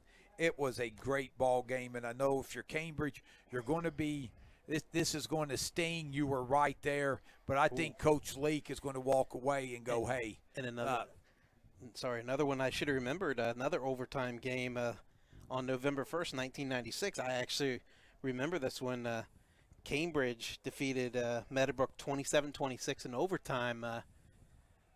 Meadowbrook went for 2 and couldn't convert it. It was the battle of Coach Casper and Coach Spencer, two legendary coaches at their respective schools. But I think Cambridge, they're going to take a lot more positives out of this game tonight because Meadowbrook, their offense can be as explosive as anyone in the area. And Cambridge, the first time to face an offense like this, they really went toe-to-toe, and both sides got an exciting night of high school football. And we want to, once again, thank our fine sponsors one more time, Train. Definitely thank our sponsors, GB Roofing. I did have it written down, and I know where it's at now. GB Roofing, Pure Love Bakery, Graham's Excavating, Downtown Arena, and Main Screen Printing. Can't speak here, but we definitely appreciate them and everything that they do to help us provide this live stream. And I hope everybody out there in Guernsey County and around the United States. I know we had people from Illinois even watching. So, I mean, this rivalry, there's graduates from Cambridge and Meadowbrook all around the United States here, and I'm sure being able to watch that kind of brought back some cool memories back when they were a kid and they were in high school and they either played in this rivalry or attended this game, and remember those the smack talking back and forth between the two schools, and just the competition and the camaraderie and battling it out on the gridiron. Yes, well said. Well, that wraps things up here from Eugene Capers Field. For Shylin Costello, great job producing. Caleb Graham was up here on the sidelines everywhere. We thank him. Again, we thank our sponsors. And if you're had a chance to watch the broadcast tonight and you would like to become one of the sponsors, just be sure to get a hold of Caleb Graham. We would love to have your support as we provide exciting high school action through football and basketball this upcoming season. And for a Train, thank you for your fine work. I'm merely Tom Strasser, and asking for prayers for my family. I lost my nephew yesterday, 37 years old, Daniel Cox. Yeah, definitely. And it's been a rough 2 days for me, but just prayers for the family. He served in our country, served our country in the Army as well, and gone at the young age of 37. Daniel, son, we love you, my man. Yeah, I know. I'll be thinking about you, buddy. I know that's rough, and so we like to joke around and mess with each other, but we're both too caring and loyal people, and care about family and faith, and want to be good people and treat others the way you're supposed to treat them. And I mean, I feel for you, brother. All right, thank you, my friend.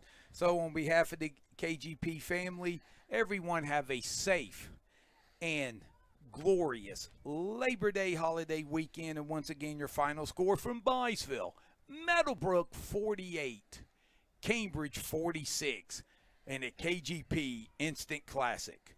On behalf of the KGP family, good night, everyone.